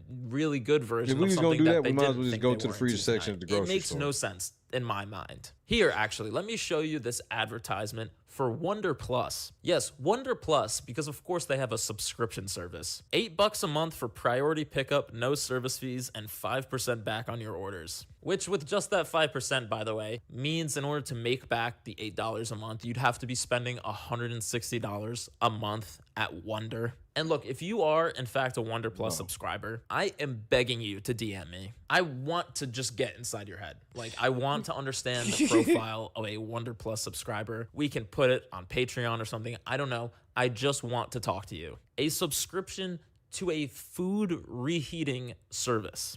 Outrageous. Am I having a stroke? But anyway, in this little story arc of a TikTok, this guy who is a Wonder Plus subscriber takes his girl out to eat at Wonder, where he gets her a poke bowl and a steak for himself. And it's almost rage bait, I would have to say. The idea that what a woman wants for a date is to go to, again, what appears to be an urgent care waiting room to eat a gas station poke bowl while her boyfriend saws through a 3D printed steak with plastic cutlery is f***ing crazy. A 3D printed steak, by the way, that was par cooked in Parsippany, New Jersey, shout out, and then vacuum sealed and shipped to Connecticut or New York City or wherever these people are at. I realize this is such a niche thing to be upset about, but just the premise to me is insane. But you want to know what it seems like the scam is going to be? Get enough people to just try it, have them numbers, and then he going to sell it like all his other fucking businesses.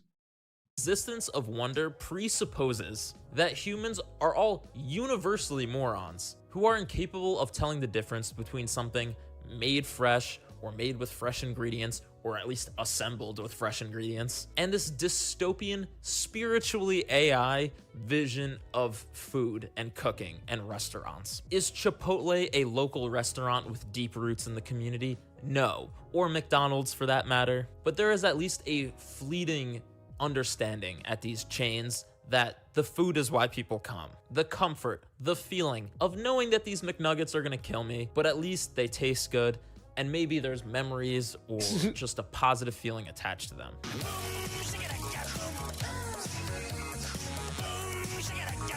Whatever flaws or critiques you could make against your local slop bowl factory, at a bare minimum, it tastes good or tastes good enough. I couldn't tell you if Wonder tastes good or bad. It doesn't respect me enough to taste. Wonder believes taste is an antiquated concept, really, a concept inconsistent with the modern world. This is one iteration away from Soylent Green, one iteration away from the synthetic Krabby Patty. And it will probably be unsurprising for you to know that a company that views humanity this way doesn't exactly have an impeccable record when it comes to labor. Indeed, Lore is proud of the, quote, lightly trained labor force that Wonder has, since it doesn't require much training to operate a TurboChef microwave. And on the delivery front, Streets Blog NYC just this week uncovered a pretty crazy scheme, because apparently Wonder-owned Grubhub, beginning in 2024, had been operating a scheme to circumvent New York City's minimum wage laws by using a subcontractor, Relay, which Wonder also owns, to handle deliveries for them. Just a Russian nesting doll of Wonder-owned companies, all so they could get around paying I gotta give him credit. Now, at least that shit's starting to make sense where maybe like Amazon or somebody would buy this out because it's like, wait a minute. You starting to lock all of that up in a way. So at least that makes some sense. Their delivery drivers what the law says they need to be paid, which the minimum mandated for the city of New York is $21.44, and these guys were being paid $13.35. And this whole scheme allowed Grubhub to save $5 million a year, which I think it's relevant to point out that Mark Lore lives in a $44 million penthouse in Tribeca. Mark Lore robbed his delivery drivers of $7 an hour, so that way he could save $5 million, which is equivalent to 11% of the price of his house. Do with that information what you will. I'm just saying.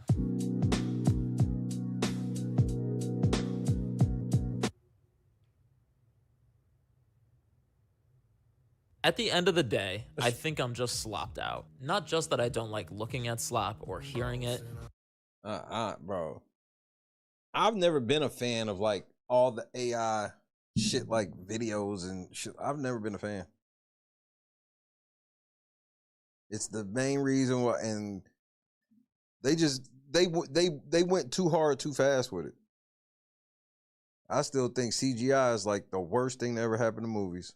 But also, I just yearned for a time when I didn't know what slop was. And now I can affirmatively say that I've tasted slop. And it tastes like Mark Lore's unwashed hole. Trying to innovate humanity out of literally everything is tearing society apart. These shitty quesadillas are tearing society apart, is what I'm saying. And maybe that's an exaggeration, you know? But maybe it's not. I'd rather have a meal that makes me feel bad than a meal that doesn't make me feel anything at all. And it doesn't matter how many bajillions of dollars in aggressive promotions and ads you run, there is nothing Mark Lore can do that will fundamentally change the fact that a meal is more than the sum of its ingredients. And I would rather eat crumbs with bums than eat steaks that have been faked out of Mark Lore's microwave purgatory. So that's all I got. Learn how to operate an air fryer, support your local wing joint instead, and if someone in your friend group suggests you order from Wonder, it's time to wonder, are your friends AI too?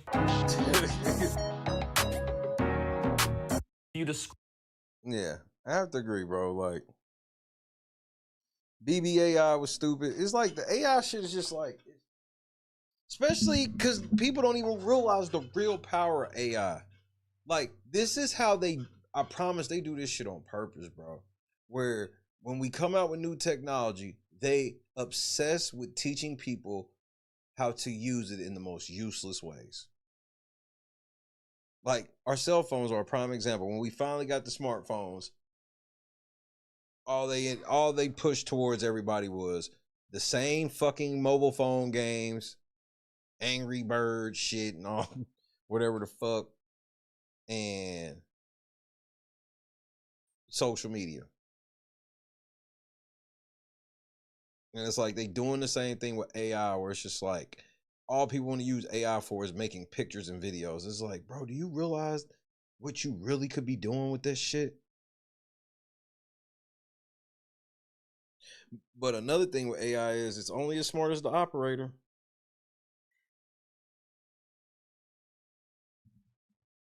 A lot of AI can be useful, but it's just like with most technology, they teach us how to be dumb with it.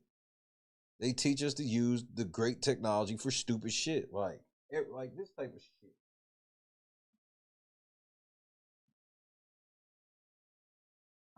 Bro, I just want some live action movies. Like, I'm gonna go see Scary Movie, but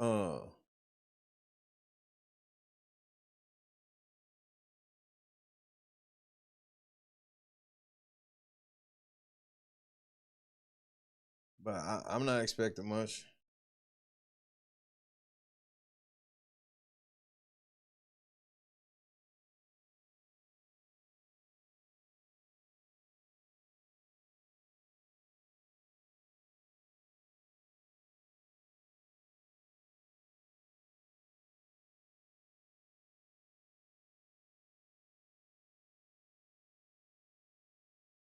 I want to be happy for these things. Like, these things I'd have been happy for years ago. But it's like I am reboot part 3, part 4 out. I really only want to see original franchises. I want the old model where it's like, oh, there's only a sequel when it warranted. That's why sequels weren't always as bad as they are. It's like the sequels are bad now because the fucking first movie be bad.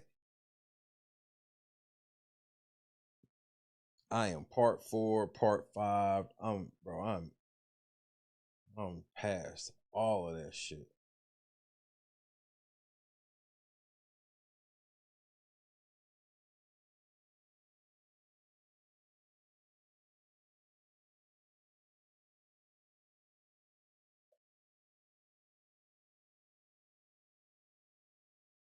Like it could be something off. Whoa, like as soon as I hear it, it's like no.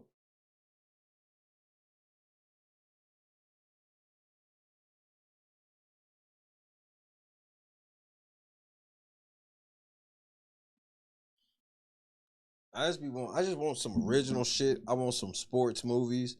I ain't had a good basketball movie since the fucking early 2000s.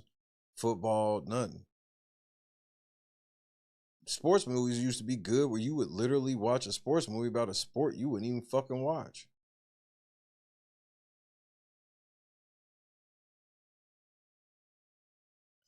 It's kind of like with the AI shit, we're kind of going through the same thing kind of like what sports went through, or it's kind of going through still, where it's like becoming too much into analytics, where it's like, I understand analytics, but analytics can't show you that a nigga be getting nervous in certain moments or certain niggas turn up in certain moments. Like the numbers just can't show you that.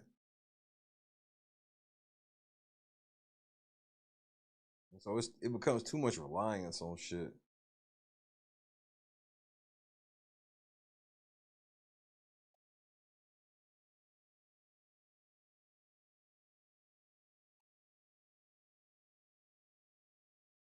Yeah, bro, we are in such a nostalgia cycle. And then what you end up realizing with the nostalgia cycle is you just rather go back and watch the other shit. You know what I'm saying? Like, you'd be like, well, fuck it. That's how, bro, I'll give you a prime example of when I start. I'm like the biggest Ninja Turtle fan. 80s Ninja Turtles, the movies, I could watch this shit all day long. But like once the shit went to Nickelodeon, it fell off. Because like once Nickelodeon, like it was just weird. And that's like with a lot of this shit where it's like I watched these, like I saw Alvin and the Chipmunks, the new version of that. I was like, this shit looks stupid as fuck.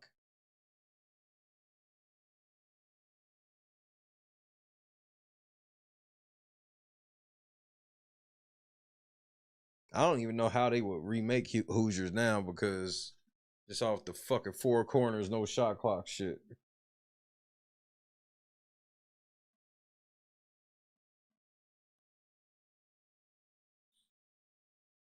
It's become too much like He-Man. Like, bro, we like 2 decades too, like we're like 3-4 decades too late, bro. He-Man was when I was like junior's age, bro. And it was, and even in that sense, it got big and it was still niche. And then the movie then like ruined it. And it was just like,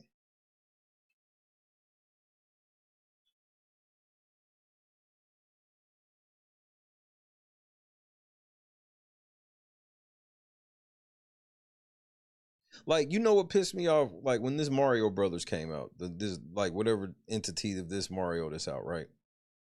When this shit first came out, it pissed me off because it was like, I hate when they like really change the core of shit. Like Bowser was like this pussy, and Mario and them, like the princess was teaching Mario because Mario couldn't figure out shit. And I'm like, what the fuck? The whole fucking Mario's about him going to save that bitch. How all of a sudden is she just like better than him?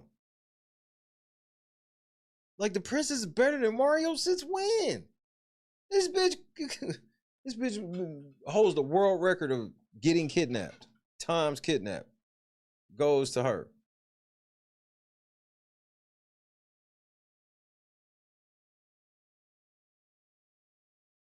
I mean, Scooby-Doo, Scooby-Doo's one of the rare. There's a few franchises that's rare where it's like they kind of did cool carrying their name through. Like the other live action Scooby was decent. The Flintstones was another one that was good because they carried themselves through.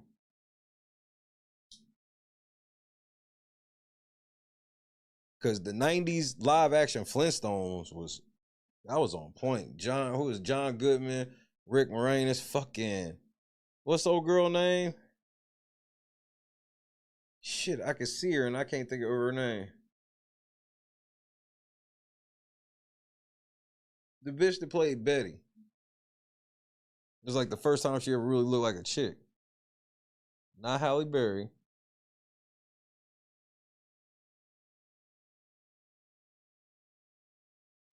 Sheesh. I can see her and I can't think of her fucking name.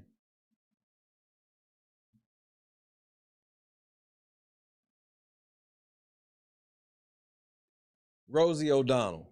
I don't know why I couldn't think of Rosie O'Donnell. Because Rosie played Betty.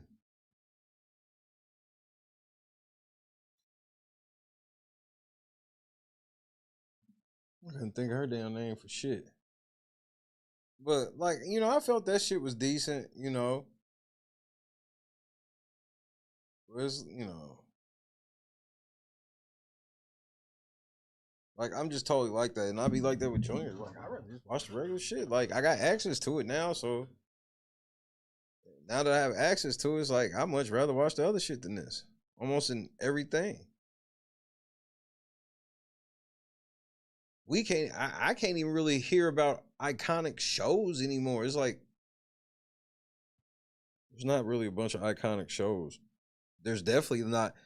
Remember, there used to be 2 or 3 solid nights of TV that everybody fuck with. Even if you didn't watch all the same channel the whole time. They had Must See Thursdays, TGIF, and then like the Saturday lineup was crazy, and then the Sunday lineup became crazy. Like once Fox came, bro, Fox shut the Sunday shit down though. But that's why I'm like, I'd rather just go watch that shit than instead of you. Like, I don't want y'all bringing these old ass niggas back. I heard that the niggas from the Sandlot just did some shit. No, the answer is no, bro. Go away. I want all of y'all niggas to go away.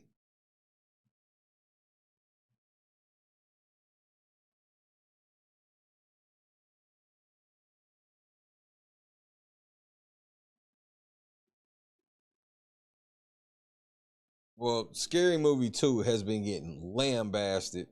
And he even came out. What Marlon said, I was like, of all the things you could have said. That nigga said, because I think he got like a 27 on Rotten Tomatoes or some shit, and people ain't feeling it. And he was like, yeah, and White Chicks got like a 17 or some shit. And I was like, Marlon, of all the shit I fuck with, White Chicks wasn't it. I fuck with Marlon in pretty much everything except White Chicks. But you know what I thought could be, could possibly be an issue for Scary Movie that I thought of just on some shit. What made Scary Movies, especially 1 and 2, really good was, bro, it was so many hot scary movies at the time. You know, you had the I Know What You Did Last Summer shit, the Scream shit, then like the little one-offs and shit. There's not no movies now. So it's almost gonna have to be like old gags.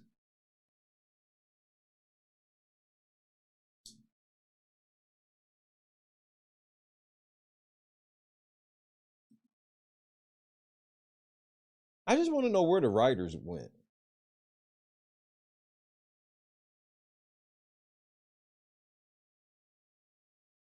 Like, where did the writers go? Well, that's because Scream, no matter what, ain't gonna kill Sydney. Sydney don't die in the movies. that level of loyalty to the gag itself. And that's another thing. They started the twist shit started getting out of hand, where it's like you're killing the wrong characters and shit just for shock value and shit.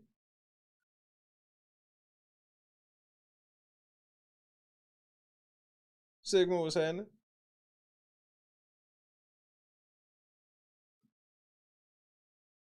Now, if you want to do like, cause like when Jamie Lee Curtis finally died in Halloween, I wasn't even mad at it. Cause she was old as shit. Yeah, you could have just let her die naturally or whatever, but her dying like that was like, that made sense. But it's like, you know, think about how good Power was, and then they just ruined it by just going down this weird path. Power was good as shit, then all of a sudden it was like, this little weak ass nigga Tyreek that's been weak, just the weak son the whole time. Now all of a sudden he's just this like gangster, but he ain't even really gangster. He just comes across just a little spoiled bitch. And you know what we'll do? We'll have him kill his own dad. I clock Smooth out of that shit. Exactly, French.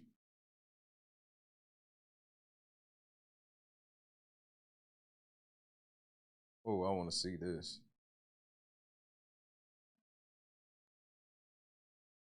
But like I said, I'm gonna go see. You know, I fuck with the Wayans brothers and shit, so I'm gonna go see it.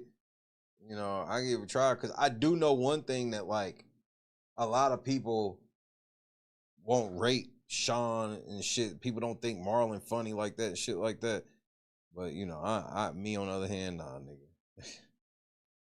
I fuck with Marlon heavy.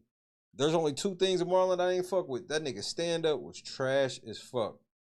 He just told this long, weird ass story about how he wanted to get with motherfucking Jada Pinkett, but she wanted to get with Will. So he was happy to see Chris Rock smack the shit out of Will. Or I think it was the other way around. It was some shit. Chris Rock was making fun of him for trying to get with Jada Pinkett.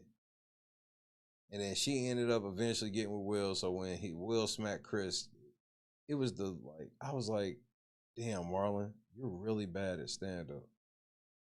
I felt so bad. That and motherfucking white chicks.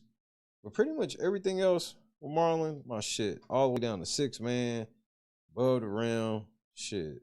Everything.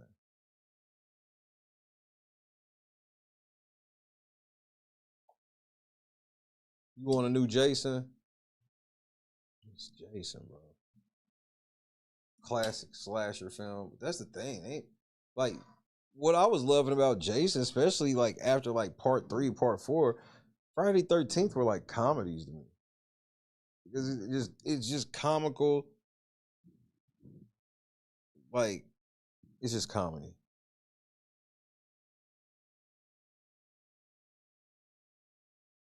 And Donis, I'm at the point where I don't go to the movies enough like I used to where if I come out of the movie and it's whack, I ain't gonna feel as pissed as I would probably back in the day.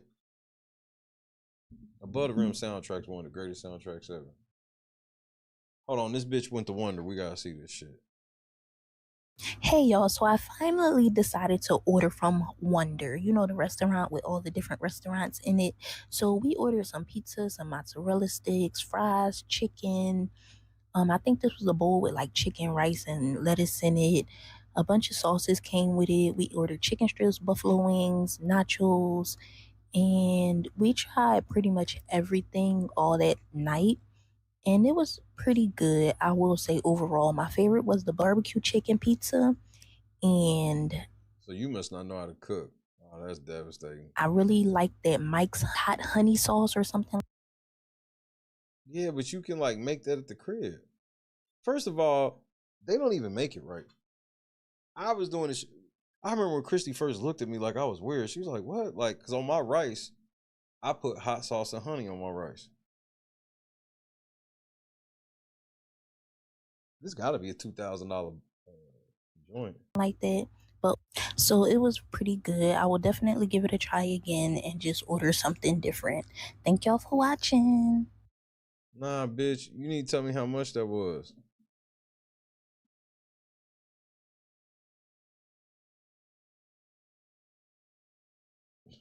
Hot honey sauce or something. Freddie and Jason.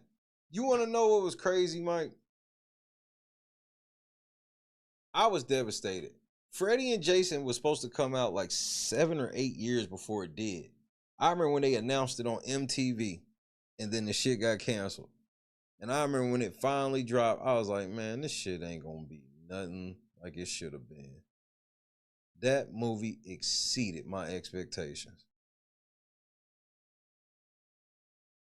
Yeah, she might be a paid influencer. How many subscribers she got? Oh, damn. Shit, Jed's still over there getting cooked. I forgot. 10 hours.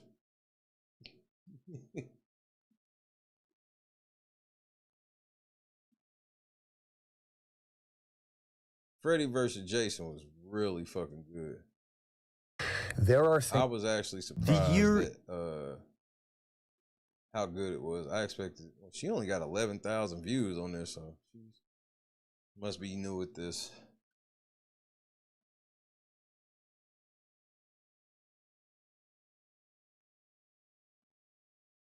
Freddie is funnier than Freddie is funnier than Jason for sure.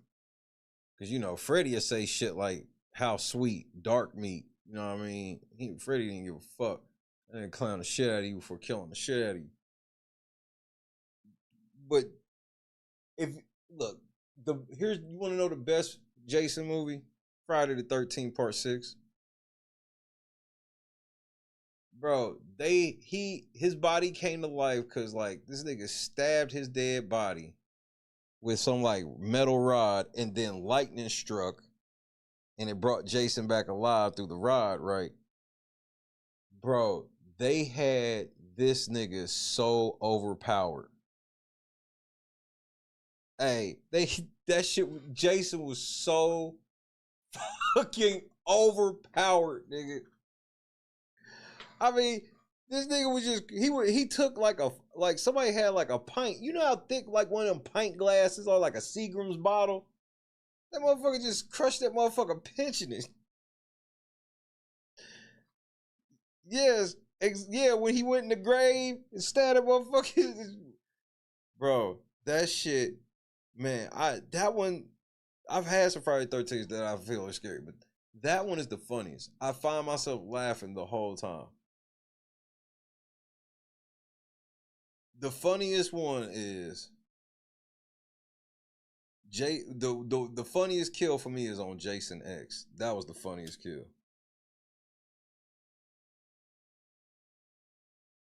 Jason Lives might be the scariest one. But Jason X, when them bitches try to give him some pussy, and that nigga put one of them bitches in the sleeping bag and beat the other bitch to death with the bitch in the sleeping bag. I was like, man, what? OP, bro.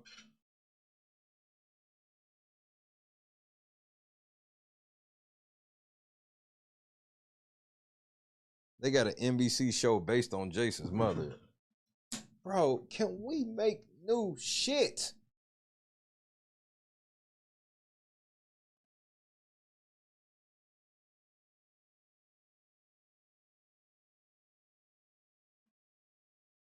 And the answer generally no.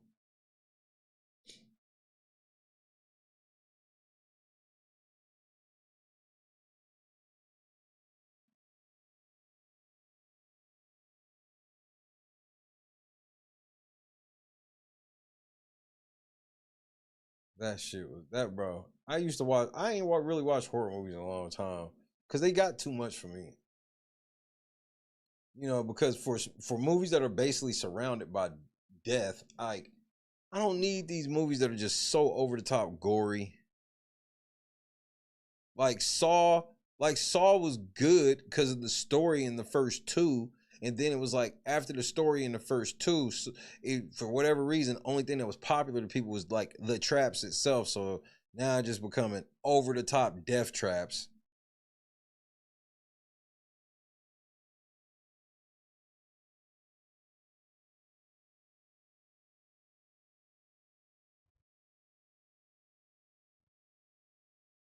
like it has to have some type of real story to it where it's just like people end up dying more so like because if it's just like a slasher flick, then it's like it's not gonna have like but like somebody like they just go over the top with it now. It's just like I don't need to see all that. Well, Saw, like the first two Saws weren't gory like that. Like if you go watch the first two Saws, it's like it was more, especially the first Saw was more about the mental mind fuck of it all. Remember, the most famous part ain't that he killed somebody, he left a nigga to die naturally at whatever point or what, however you want to call it.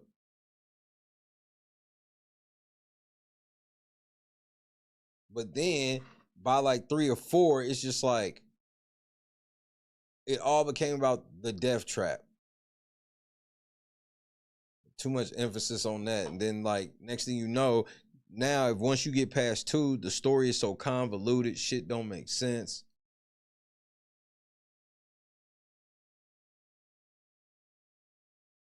Saw 1 ain't scary. Like this, it's a good story. It's a good suspense story more than it is a horror story. But like by like Saw 7, Saw 8, it's like, what the fuck are y'all doing?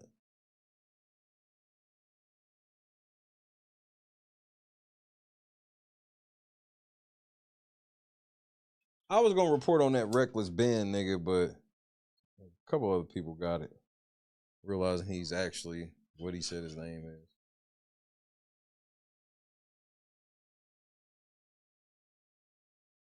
The original Salem's. Like the witch trials? Yeah, like that type of shit. Like I don't watch none of that type of shit. None of that supernatural shit. Not really for me. You know, that's why I liked Get Out. You know what I mean? Where it was like, that was a new way to look at horror without it just being like, just all types of death.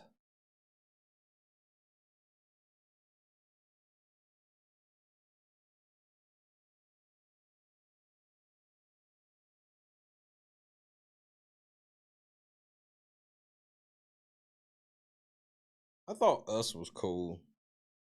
It could have been better. I still ain't seen that Nope or whatever he did. That didn't look entertaining to me.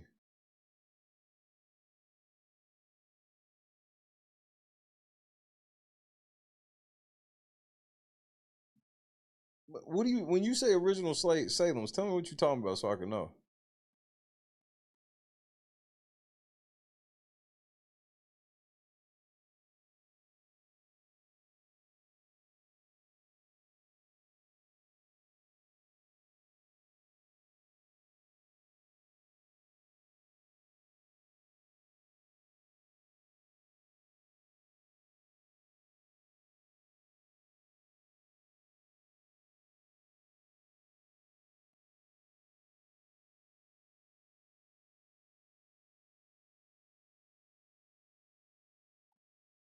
But nah, I get.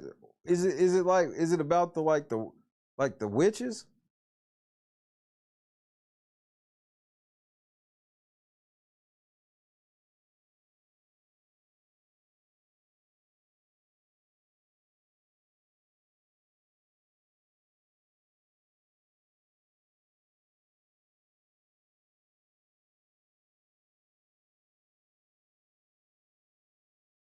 Vampires?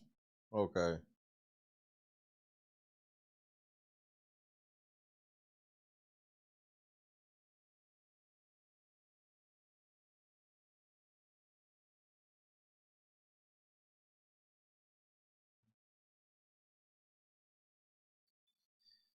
What's my favorite vampire movie?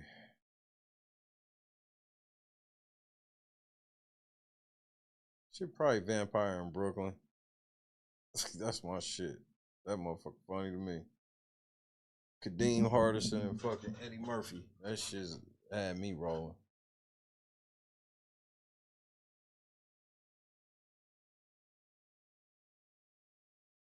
What's that nigga's name? Bones wasn't that bad. I know a lot of people ain't gonna agree.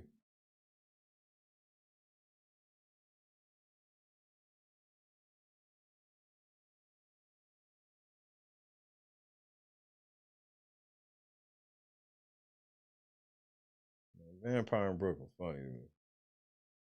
I'm not a big like vampire movie. Like I watch Blade and shit, and it should be cool, but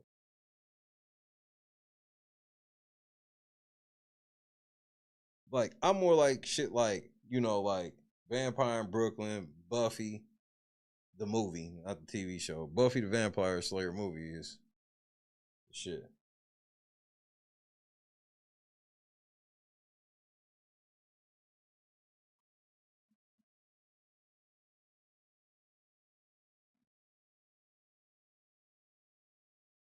I don't think I've ever seen Queen of the Damned.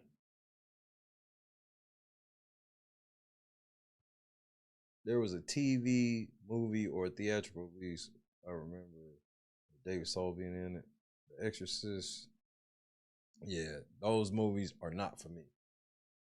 Exorcist, The Shining, shit like that.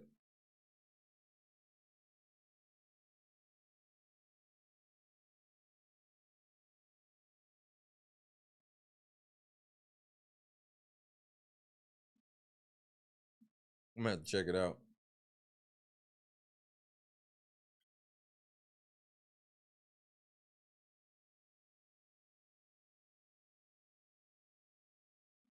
Rolling Red.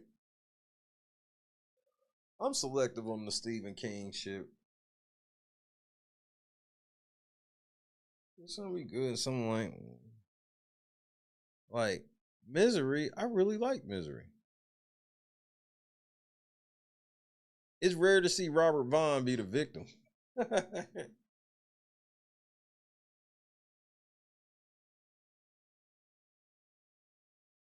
I need to watch this Mortal Kombat 2. I keep forgetting.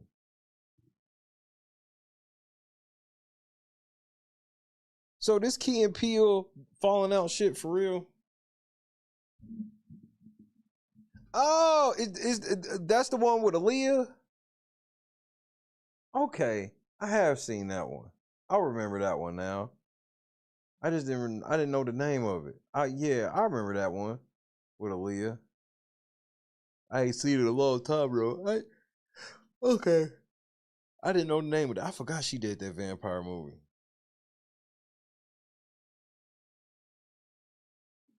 Misery funny as fuck, bro.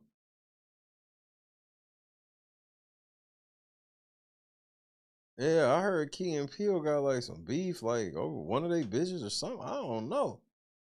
I ain't really looked into it. I heard, but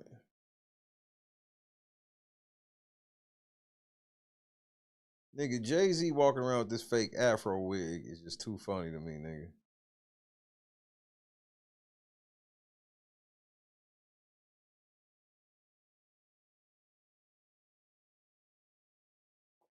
Damn afro extensions.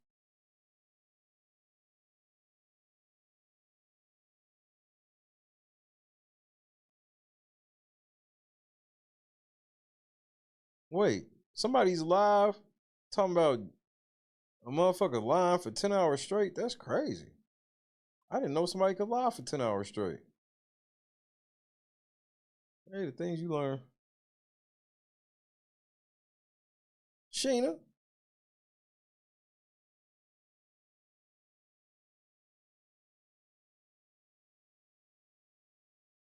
Yeah, it went from basket. They like, yeah, he cut his locks into a fro. I was like, nigga, that's not even a real thing. They said that shit like that was just like a real thing. Like a motherfucker just have these long dookie dreadlocks, and then he can just trim it to a nigga. This ain't Grand Theft Auto. That's the only place you can do some shit like that. Like I don't understand how hair work. That nigga got a man unit right on the top of his head.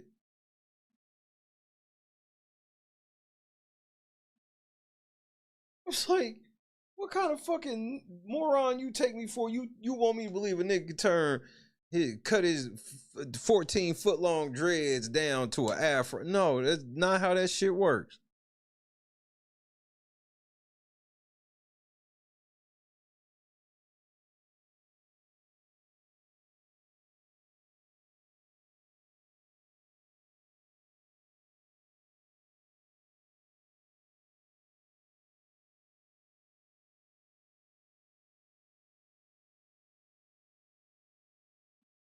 Damn it.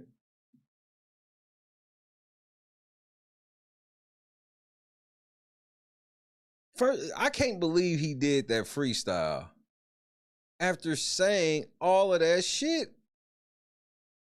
This nigga did a whole interview where he was like, we need to stop going at each other as rappers, and it's corny, and it puts some rappers in a bad position, yada, yada, yada. 2 weeks later, this nigga, oh, I'm doing a freestyle where I'm going to diss everybody. Now, here's the thing. Is Nicki Minaj going to let that shit slide? That's what I want to know. Don't be buying no afro red wig. You ain't gotta say much to me. Like, I got hair, but like my hair is apparently like just thin as shit. I got a bald spot right here. Nigga, I just don't care, bro. I got my girl. Like, if she don't want to be with me no more, then I'm just gonna be by myself, nigga. It's better than getting this man unit and spraying Beijing all over your face. These grown ass man pillowcases fucked up.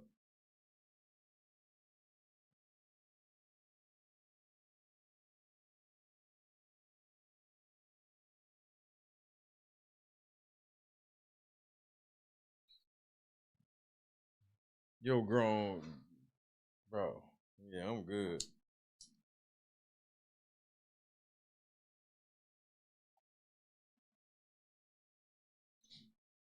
Like, when I cut my hair, you can't, it don't look like much of shit.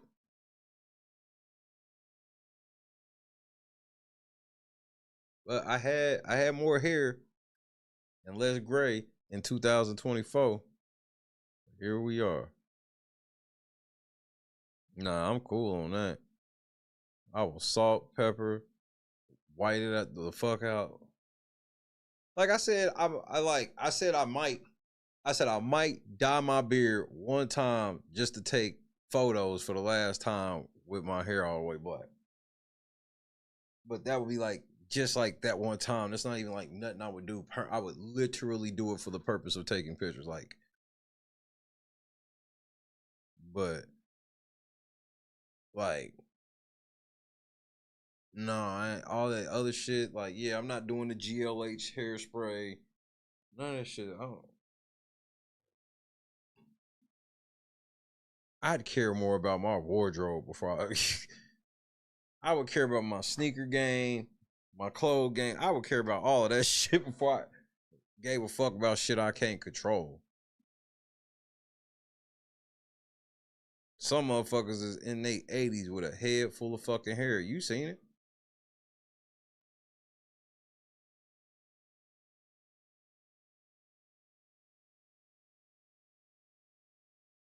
And how much bigger is Cardi B gonna get these fake ass titties, bro?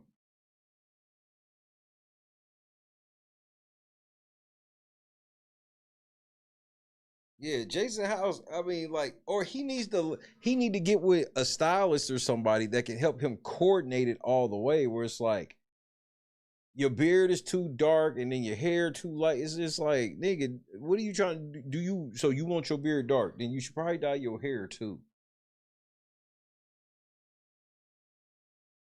Like, to not have your head dyed with an obviously dyed beard is just not a good look for him.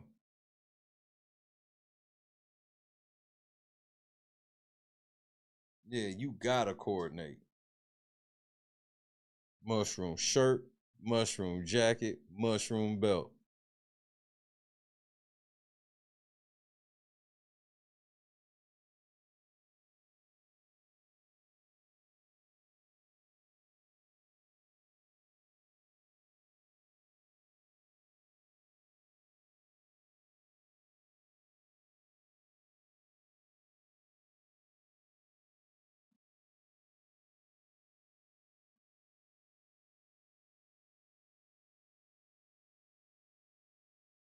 Not Stan Brown.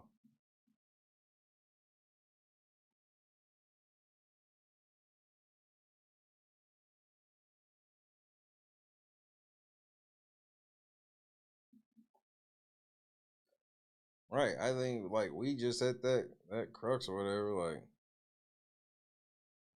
I just don't care. Cause I know how I feel. You know, yeah, I could be a little creaky at times, whatever, but how I feel, like I still feel young at heart, all this shit. We're just like, but I'm smart enough to like now, like I don't feel the pressure of like I felt the pressure at times because I was never a big spend money on clothes person, but especially being an entertainer and shit, I felt the pressure like I gotta buy certain outfits sometimes, and I fucking hated doing that shit and whatnot. Now I'm just at this point in my life where it's like I can enjoy myself more from learning pure enjoyment. Because, you know, we grow up in society tries to teach us that good times cost a lot of money. That's the only nice thing I can say about Stan.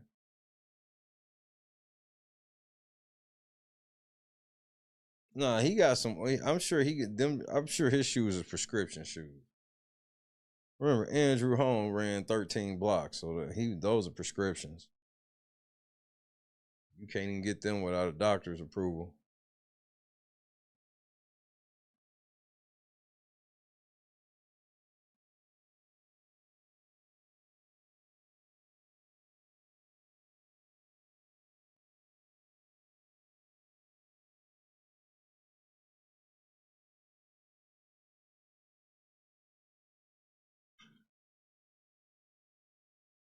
That was the funniest thing. Nigga, when Andrew Holmes told that story, it was like he ran 13 blocks chasing a car, nigga. I said, nigga, I know you fucking lying.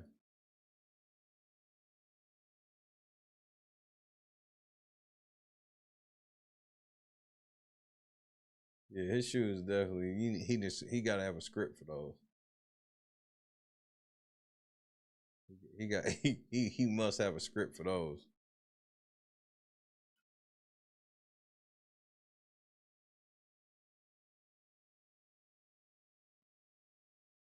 Andrew Holmes, the $6 million man. Dun, dun, dun, dun, dun, dun, dun, dun.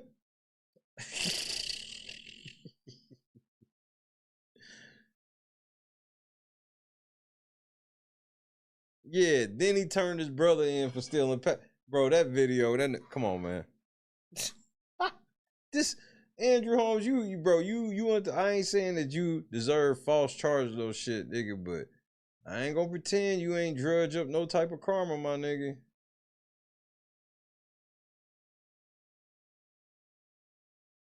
I can't act like you didn't drudge up no type of karma.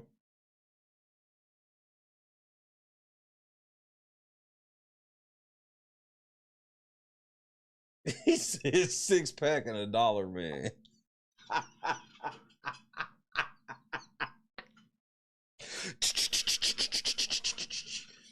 That nigga said 6-pack and $1, man. That Mike, that's uncalled for. That's fucking uncalled for.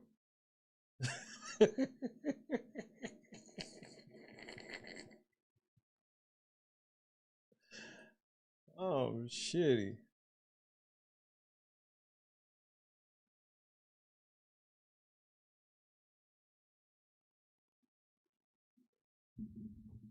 Yeah, and it's a Colt 45 6-pack. You know it's malt liquor, nigga. Yeah, he look like he don't fuck with shit but malt liquor. Nothing but.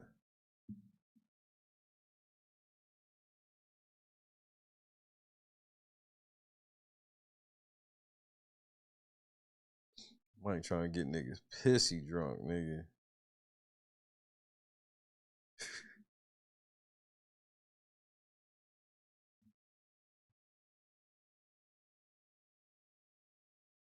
Yes, malt liquor is his preferred drink. That's devastating.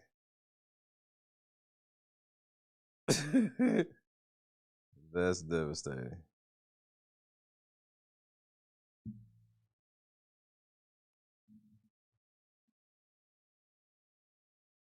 Probably not.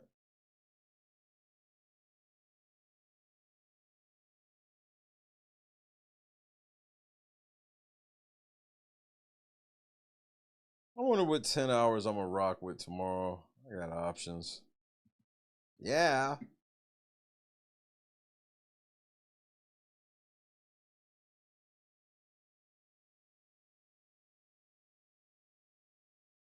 Nah, he don't think he gonna turn into Billy D. Williams. He ain't, bro. That nigga old as fuck. He know what happened with that malt liquor hit, nigga. He gonna feel like a lot of things, but Billy D ain't gonna be one of them.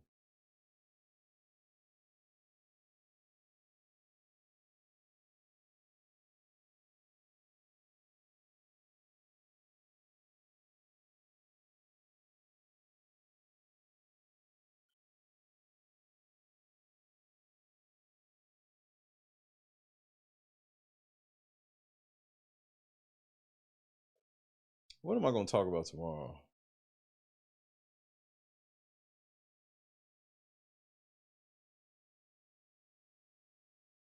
I gotta really go through my list. Obviously, today was like a day. I can't believe I'm still up. I'm getting ready to get the fuck up out of here.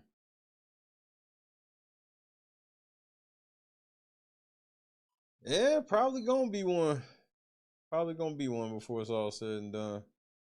I wouldn't doubt it at this point.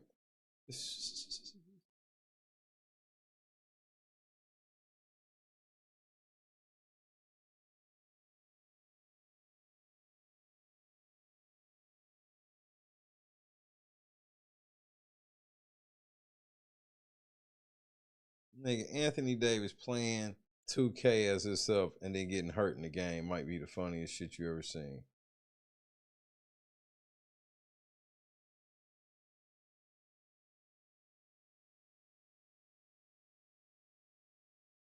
I forgot all about this, nigga.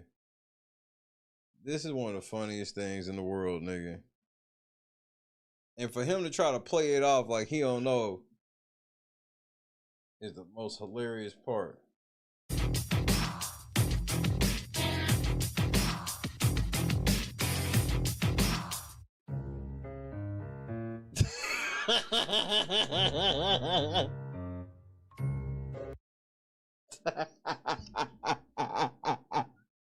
While LeBron looking at that nigga like that, man, get your bitch ass up, nigga. You always do this. Get your whole ass up.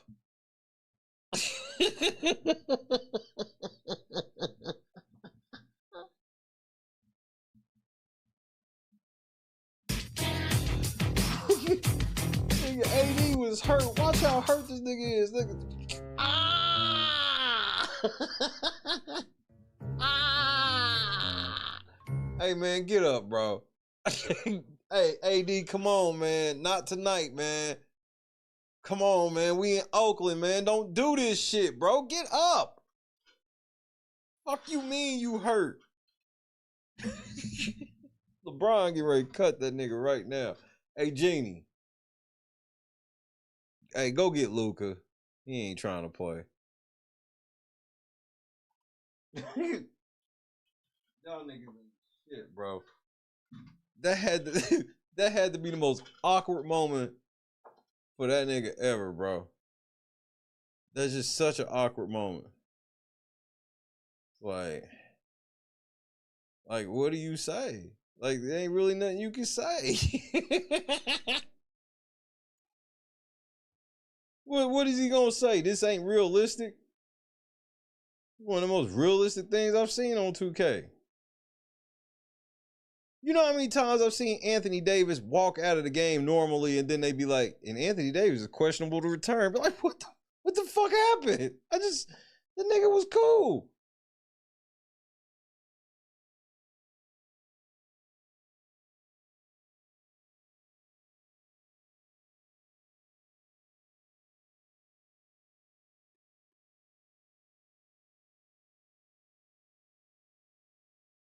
Nigga.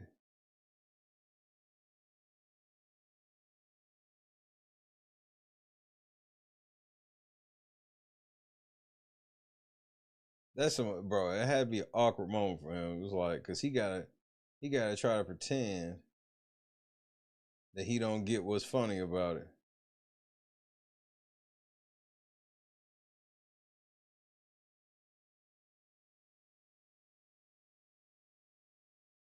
Will the Knicks go ahead and win one more game? That's the last thing I want to know. Can the Knicks do it? Can the Knicks win one more?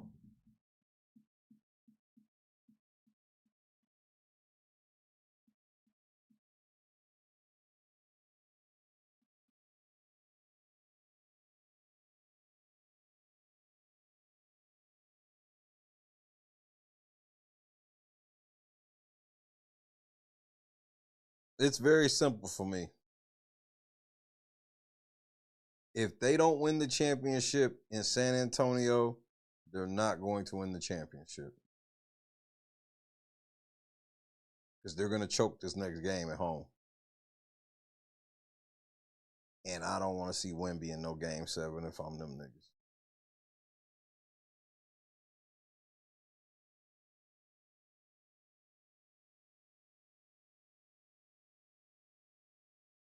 The refs evened it out. I found it funny where it's like, I could give y'all that the refs, I can't even really give you the refs cheated in the first half. Nigga, they missed every shot, had a gang of turnovers, and the Spurs made like 7 threes in the first quarter. They was making every fucking shot. And then the second, it was just like, if I give you they got a few calls, bet. But you don't come back from 30 without a few calls in return, so. And I ain't even looked at the stats yet. I'm gonna really look once I get off the air.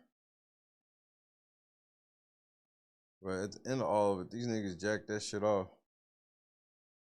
So now if the Knicks lose next game, they'll be playing for the championship on my birthday.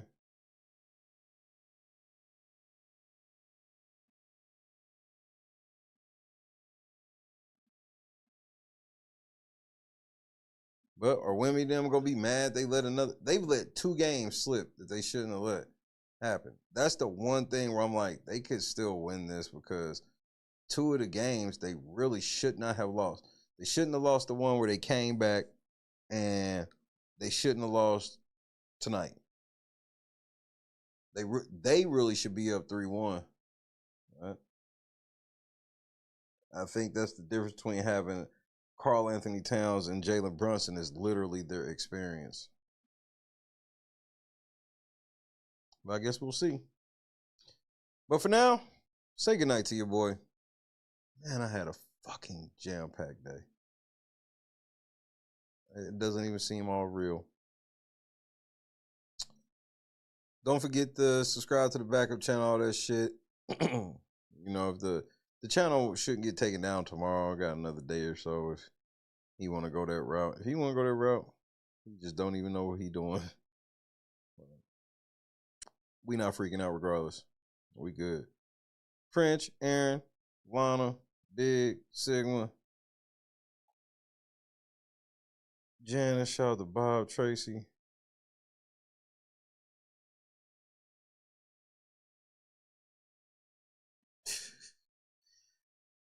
I'm sure it's gonna be some sweet dreams over there. Or at least an attempt to some.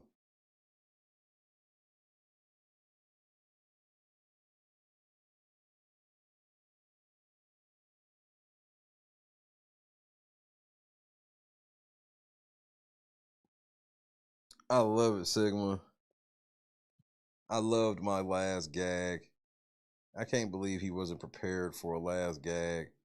I wasn't prepared. But again, I told you, it's like, I don't be prepared for him. Because it just ends up being on me in the end because I know he's going to always put himself in a losing position. But sometimes it just be funny to me. When that motherfucker was bragging about the videos, I was like, oh, you don't get it.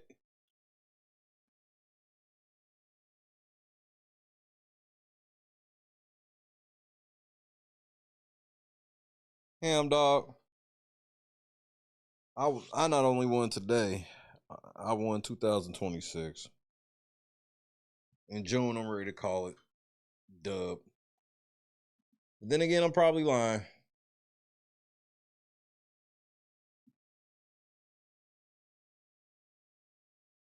God is great. Please pray over them Knicks fans, bro. Y'all still gotta win one more game. Y'all doing too much. These games are hard, bro. That's why it's like it's not about winning. They don't have to win 3 games. They just gotta win 1 game. Y'all just gotta win 1 game. So they just gotta win 1 game. So it's pressure packed every game, and y'all and y'all stomach's gonna hurt every game y'all lose. So y'all better get this shit done in San Antonio, because if you don't,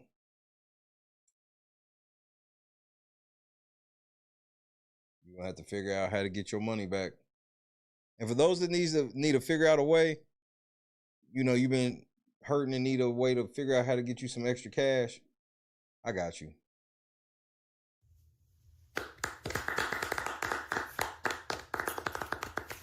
I am a millionaire. Oh my God. Yes. A millionaire. But I didn't come to talk about how I'm a millionaire, even though I am a millionaire. Woo! I have a Ferrari, a Lamborghini, a G-Wagon, 6 Teslas, but who cares about all the extremely nice, luxurious cars that I have, that I drove here today? And my houses are gigantic. I have a house in every single country.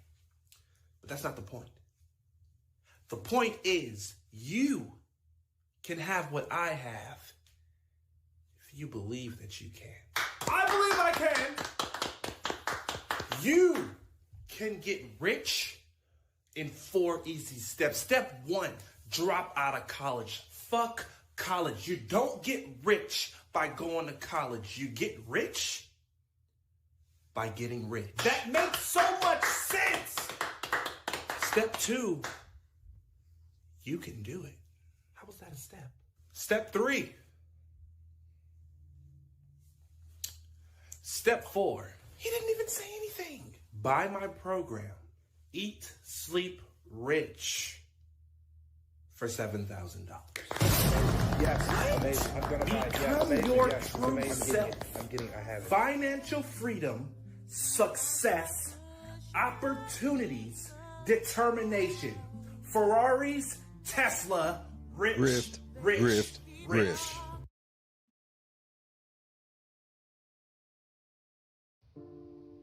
I sat there and watched your ass eat a whole meal for $5. You had a fucking box of pizza. Eating honey buns and shit under your bed. Yeah, I saw you last night trying to sneak them under there. I don't know how you got down, but I saw you. Where? Where? What the fuck you mean where? Oh, your big ass wanna play slow. All right. Tell me what the fuck this is then right here. Honey buns and shit. Oatmeal cream pie. What else you got under this motherfucker? Twinkies and shit. Stop yelling at me. Stop yelling at you. Your kids in there, we in this bitch hungry. Ain't eating shit. And you say, all right, no extra shit up, man. I ain't feeding your big ass no more, dog. Feeding your big ass shit. Hey, baby.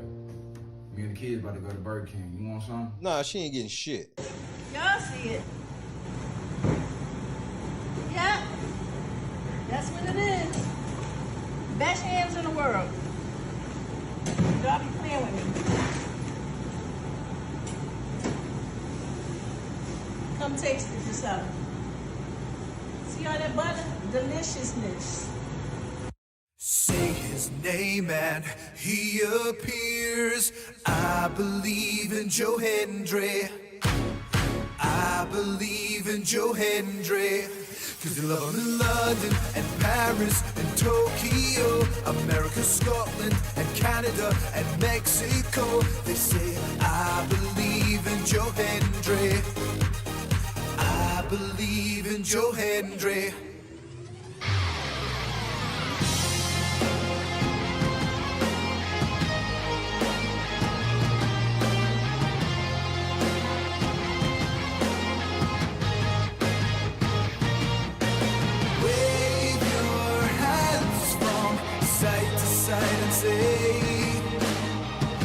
believe in Joe Hendry.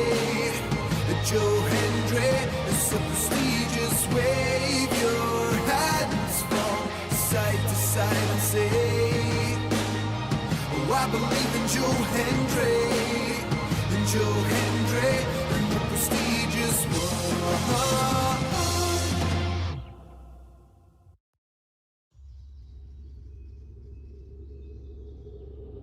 God is great. Yo, what's going on, boys? How are you? Yo, dab me up.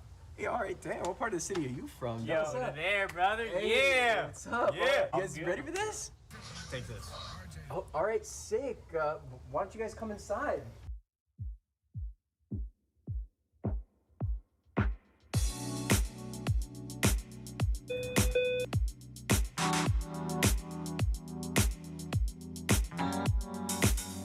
Set the mood right.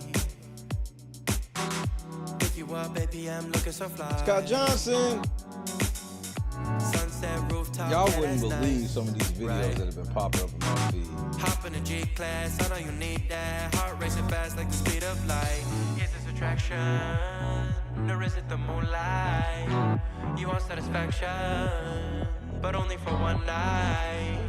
This could be real love, but you've been broken, and I just want you to see Too bad I can't report on them. what I can be for you. I guess they'll just go into the vault. What I can be for you. What I can be for you. What I can be for you. What I can be for you. You got me wrapped up in your love. Finding you is like a treasure. Making my heart feel this way, yeah, yeah. And I'll treat you so damn special. What you did, who you were with, I don't care about those days. When I'm with you, I won't complain. Share your success and heartbreaks. Yeah, you know I stay by your side. Never leave you dissatisfied. But I need you to let me know. Is this attraction? Or is it the moonlight? You want satisfaction? Crazy work, Scott. But only for one night. This could be real love, but you've been broken, and I just want you to see what I can be for you. What I can be for you. What I can be for you. What I can be for you. What I can be I'm for gonna you. have fun with some of this shit that's going on this other channel. You think a nigga big mad now. Don't celebrate too early, little nigga. Don't do that.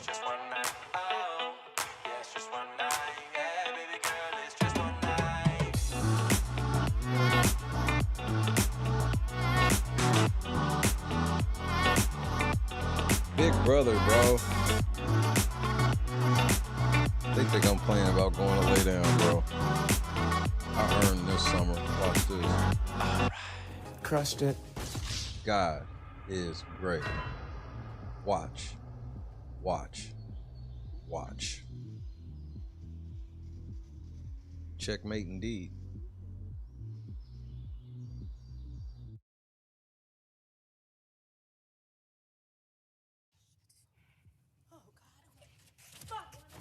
I'm a fucking bitch. Guys, I gotta go. You got it, I don't Jess. want to hurt myself. You got a pee? It's all right. No, You got it, Jess. You gotta go, girl. Let go. I don't even want to fall. Turn to the side. You're okay. You Just good. land right on that booty, girl. Just put your legs out Turn and to the fall side. on your booty. Jess, you're amazing. You got it. You got it. You got it. Turn to the side. Just let go and turn. Like you're laying in bed. Yep. Like you're jumping onto your bed on your side. Just let go and turn to the side. Shut your eyes. You got it, my love. Just turn to the side. You're okay.